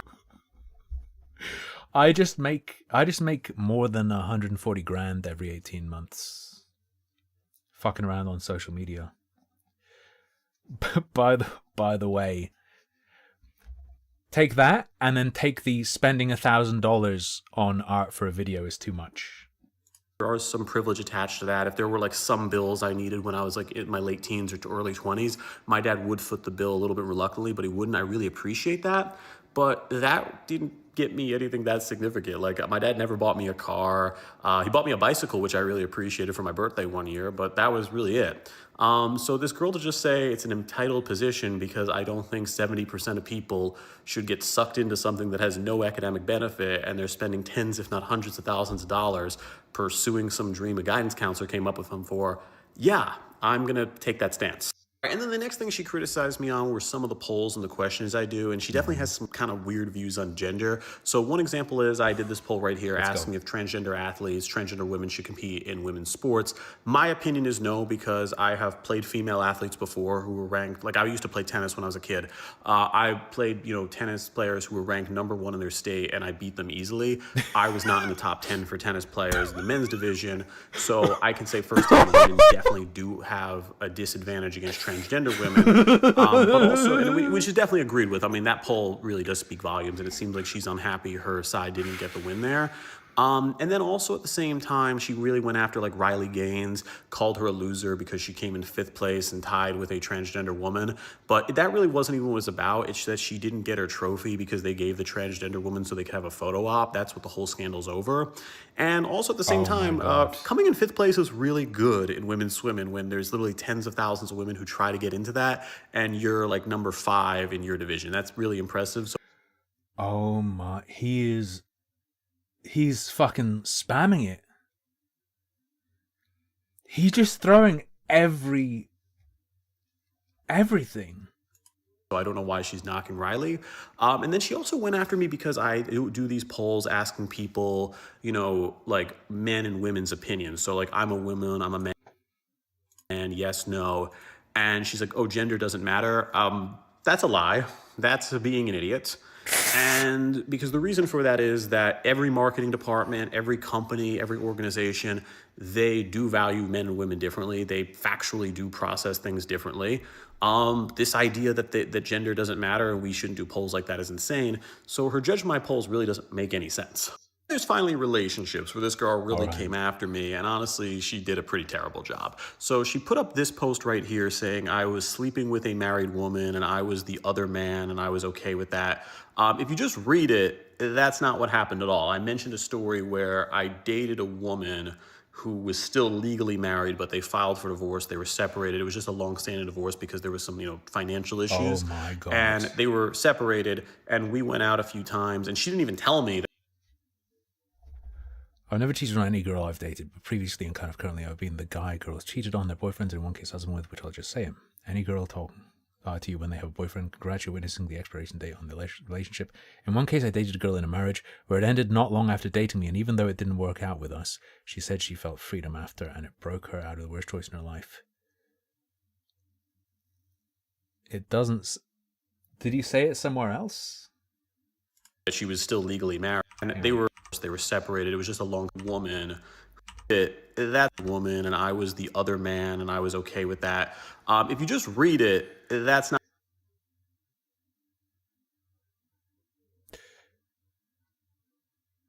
Can his story here fit not what happened at all. I mentioned a story where I dated a woman who was still legally married. In one case, I dated a girl in a marriage where it ended not long after dating me. Yeah, that doesn't... Married, but they filed for divorce. They were separated. It was just a long-standing divorce because there was some, financial issues. And they were separated, and we went out a few times, and she didn't even tell me that she was still legally married. She told me she was divorced, and I found out later she was married. And then she got back with the other husband, which, I mean, if you really think about it, she was the one cheating on me because she said she was single when we started dating. She was married. True. And didn't tell me. She assumed that this in the post was the full story, right? She assumed there were no other details to it and went in on him for it. And she showed me that they were filed for divorce. She showed me coordination with the person in the emails. I had receipts as well. I was shown receipts and all that stuff. So I was like, okay, that's cool. That's fine. We can do that. But I felt a little betrayed there because she started talking to the ex while we were dating. And she also got angry at me here. And I'm the victim. When I complained about some transgender woman who messaged me, and then I asked for a voice message realizing she was transgender, and I said no. Yeah, I'm going to stand for that. I'm not going to date somebody who has a mangled with dick that has been reconverted to look like a vagina. I will not date someone doing that. I'm sorry. I'm pro-transgender. I want all the support in the world for them. Personally, I will not date a transgender woman, and I think 99% of people agree. And finally, we got the big one. She brought up this right here, which is a post talking when I was 30 about dating somebody who was 18 and also dating a 34-year-old. And I'm going to be a little more candid and just give an opinion on this. Cool. So basically, you know, I'm a single guy, and I don't really know if marriage is in my future. I've never really had a relationship that I felt that strongly about. And I will be honest, I date women that are older than me. I dated this year a 37-year-old, a 34-year-old, both great people. But yeah, I've also been on some dates at the age of, 30, 31 with 18-year-olds. So I guess I have that with DiCaprio, Tom Cruise, and Henry. When is your screen cap from? Pinned post 4 months ago. Opinion, I am 30 and this year did go out with girls who were 18. Cavill in common. My opinion is that there is the age of consent, and when someone is legal, you can go on a date there. I match with, girls on Bumble and Hinge and things like that, many of whom are those ages. These are, done by big companies that have raised money, tens of millions of people are using them. And my opinion on dating younger is kind of this, because this is one that, a lot of people have mixed views on. Some people are really unhappy with it. Some people are okay with it. And my stance is, from dating people who are my own age, I don't necessarily think they're the best crop in the world, to be honest with you. At least the ones I've dated. I think some of them are a little bit ridiculous. And then I date people who are younger. They can also be a little weird themselves. And maybe I'm weird. I want to point that out. I'm not the best date either sometimes. It's possible. But my feeling really is here that, they don't actually, when I go out on none of this can be taken as true, in my opinion. These dates, they don't really know I'm a YouTuber or a TikToker or have any cash. They just say they swiped right. Maybe they're a little bit unhappy with the hair because they liked it when it was shorter. But most of the time, they just swipe right. We start talking, and I take them on a nice date. Everything is obviously very consensual. I don't go do anything if somebody is drinking too much, obviously. But then when it comes to the maturity gap, I will notice some girls I've dated, especially in New York City, who are my age, I don't think are the most mature people that are my age. There's kind of a lot of girls who I think living for Instagram and doing that kind of stuff. When it comes to... That's a counter to what she was saying about him not seeing a difference. He's saying the older women were so immature, it was like an 18-year-old. Dating somebody younger, it's not much different. It really isn't. It's I think they're both very beautiful either way. I just kind of go out with who I match with that I find attractive. And this girl really was making some pretty big accusations, basically. I hope he noticed that she used a comment that was not his to paint him super pedo-y. Calling me, kind of a pedo for it. And when it comes to that, I find that very weird because okay, look, there's been obviously a lot of 18 and 19-year-olds in Playboy and Sports Illustrated and Victoria's Secret. Obviously, men are attracted to them. That's why they're there. The vast majority of people are attracted to them. Obviously, putting an 18-year-old in Victoria's Secret is designed to appeal to a lot of women who are also older. So there is an attraction at a certain point when somebody is a legal adult. And I will go out with somebody. I don't think there's a huge gap. I think there's obviously a responsibility when you date anybody where you have to make sure they are sober. You have to make sure they're happy always. And I try to accommodate for that. But when I go out with somebody, I'm trying to make it so they actually have a really good time. And this girl really went kind of overly personal on this and made some, weird things here and claims. And I just don't think any of them are true. Obviously, and for the record, there's really 4 people in this point in my life that I would hope to maybe pursue a relationship with who I've already gone out with. Only one of them is actually younger than me, and she's younger by 7 years. The others are actually all within my age range of around 2-3 years apart. So I don't think she has anything really here. And also for the maturity, maybe I'm just dating some immature people, but yeah, I did date an 18-year-old and a 34-year-old within the same, honestly, 2 months, maybe month. And it's okay, babe. I'll be done soon. I didn't see a huge... Sorry, I let it run late. Run late. I was just absorbed by this gap. I think they both acted around the same. I don't think there was a huge life experience thing. Maybe I'm wrong, but also, hey, you guys weren't there. You didn't see the people. And there are differences in personalities. We're not all defined by age. But let's see, next up. He's going into too much detail on this. Keep it going. The final one is I think this chick is not all okay. Honestly, like I put this up right here. Like I put a message up where I was being kind saying, hey, I'd like to have a conversation with you. I messaged her on Instagram. I followed her. I'm pretty sure she saw that. And it was super polite. I was saying, hey, look, you know, if we're going to all trash each other, let's have a real conversation beforehand.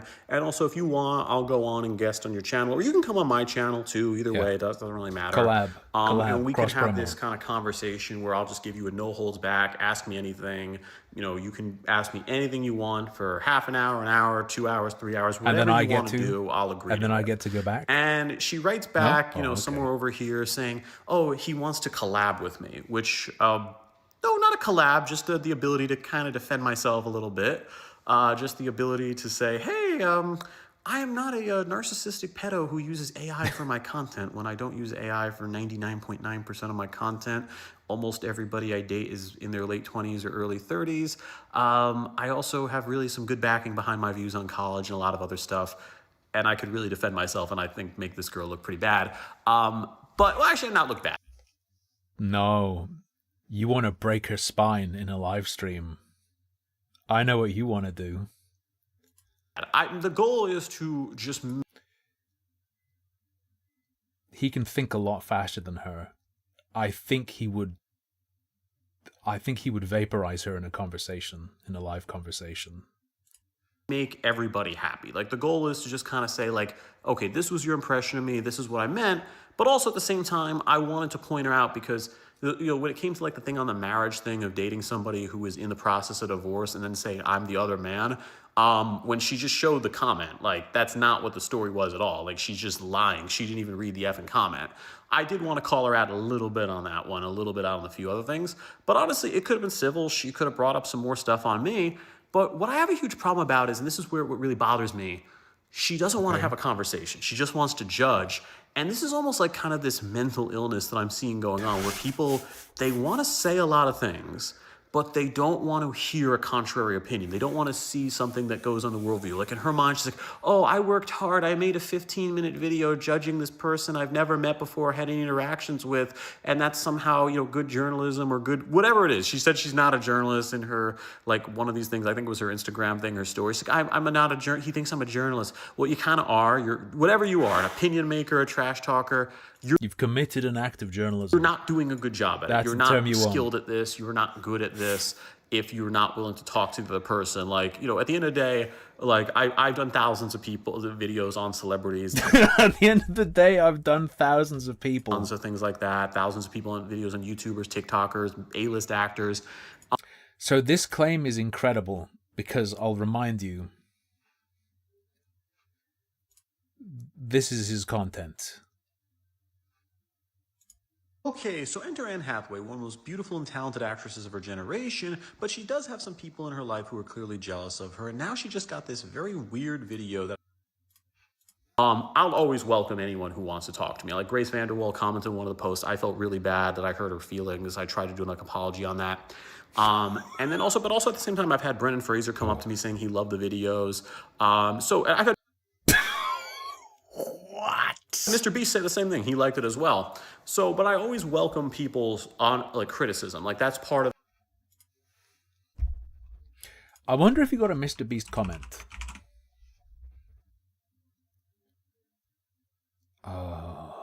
Is there anyone? 740k.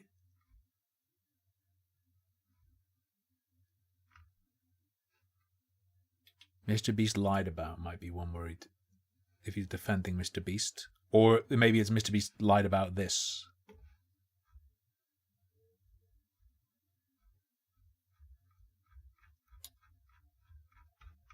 I don't know. Do you think that's a because there is the possibility Mr. Beast commented or something. This game, but also you have to welcome feedback to understand what a person's saying. And she acted just so immature. Like, I mean, like just respond to my message on Instagram. Just like have an actual conversation, see what I was saying here. And like, honestly, this girl, I don't want to sound mean, but she kind of strikes me as the girl who got bullied in 7th grade because she wanted to be the bully, but she wasn't very good at it. And now she's... He's just spelling out what this video is. Holy shit. Trying to pass herself off as like maybe some sort of goth emo chick. And at the same time, she just kind of strikes me as the person who might be a little bit on the antidepressants and then brag about it or something. Like, it's cruel, but it's true. It's true. Come on. So I don't know. Like, overall, my thoughts on this is like a very lazy video. It's just kind of me talking right now. But overall, just to kind of conclude, is this. When it comes to AI, I think it is a valuable tool. It's currently used by over 1 billion people every single day. 300 million people are using ChatGPT. I don't think AI should be for screenplays. I think there's obviously benefits to animation. We can go on for this for hours, but I do think AI is a valuable tool to enhance humanity, not replace it. That is a different discussion. I think college is really great for people who are good at school and want to study something that can be academically enriching for them. I don't think they should go in other cases. When it comes to polls, I will continue to make polls where I ask polls and like ask people to, do from their gender. I really hate the word cis. She called me a cis male. I'm a man. We do not need some other word that calls cis woman, cis man just because we are born a certain way and transgender people don't like how we just get called man and women, but they get called transgender men and women. She's not gonna Ultra clap pro back, is she? transgender, love those people, but that's just stupid. So I'm a man. Stop calling me cis. And finally, when it comes to the whole thing of dating, yes, I pulled a DiCaprio. Yes, I've pulled a Henry Cavill. But I've also dated a lot of people my own age. So I kind of just live in New York City, live a bachelor life. And when I'm not in a relationship, I will date a variety of people and see what works for me. And that's really it. That's really effing it. And I just think this girl's honestly got a lot of problems. And I also like how she's just ripping off my polls now, doing her own little crappy doodles in them. But anyway, look, my offer still stands. Should recommend AI She to can her. still, ask me any questions. If she doesn't feel comfortable doing an interview style, just email me. I'll write back all my answers. But yeah, I think she's a little cuckoo, and this is my response. And with that, I'm Charles Pearl. Subscribe to learn something. That was good. Read the comments. If I was going to make a video, it wouldn't be like a highlight of the stream. I would, it would be crafted. Sports Illustrated. I think the thing where she took a quote from a comment and plastered it over his face in the thumbnail, I think that's fucking dirty. Without making it clear that it's not him in the thumb. Like, if she'd taken a capture of it and shown that it was like a comment from someone and put it over his face, sure. But just to have those words, I'm surprised he didn't pick that up. This dude is actually so hypocritical. You've been owned. He's owned you. He's owned you if that's what you're getting from this. I don't know her name. Such a pointless yet pathetic lie. I actually forgot her name. Oh, hey, it's you.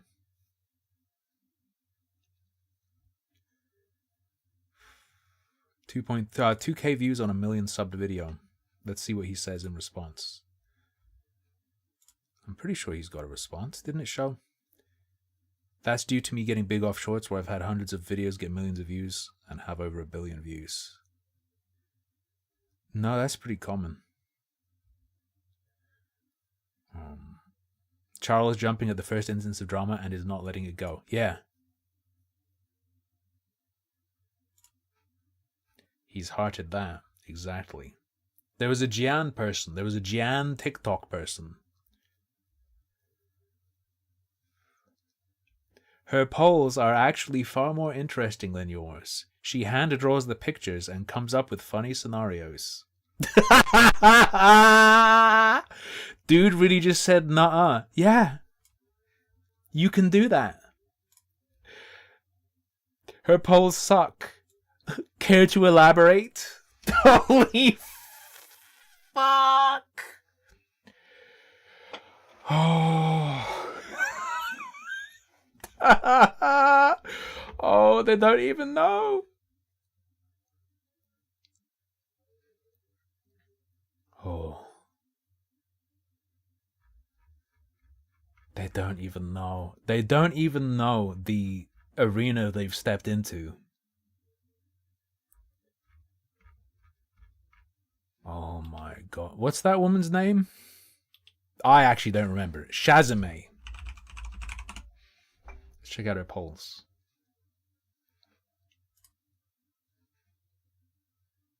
Yeah, they got sucked into an SCP.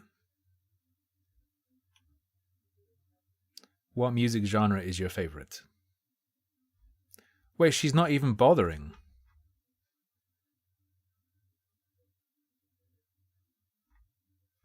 With the scribbles.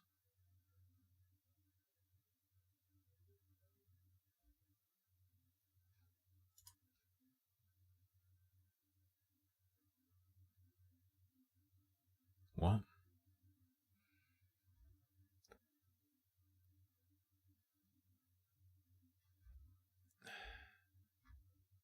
I don't mind the scribbles. The scribbles are okay. The scribbles are alright. Do you like that other poll guy on YouTube, Charles Perallo? He sometimes does shorts gossiping about celebs, so on and so forth. I like him. Oh god, don't fucking dox my fucking password, bro. Jesus Christ. Anyway, I'm gonna go have some food.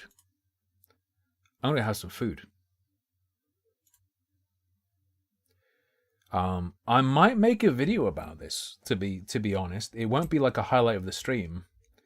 But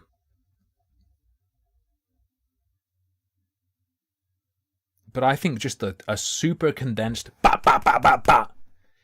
what she said, his counters. I think that comment bullshit needs to be pointed out, because that is actually like some line crossing.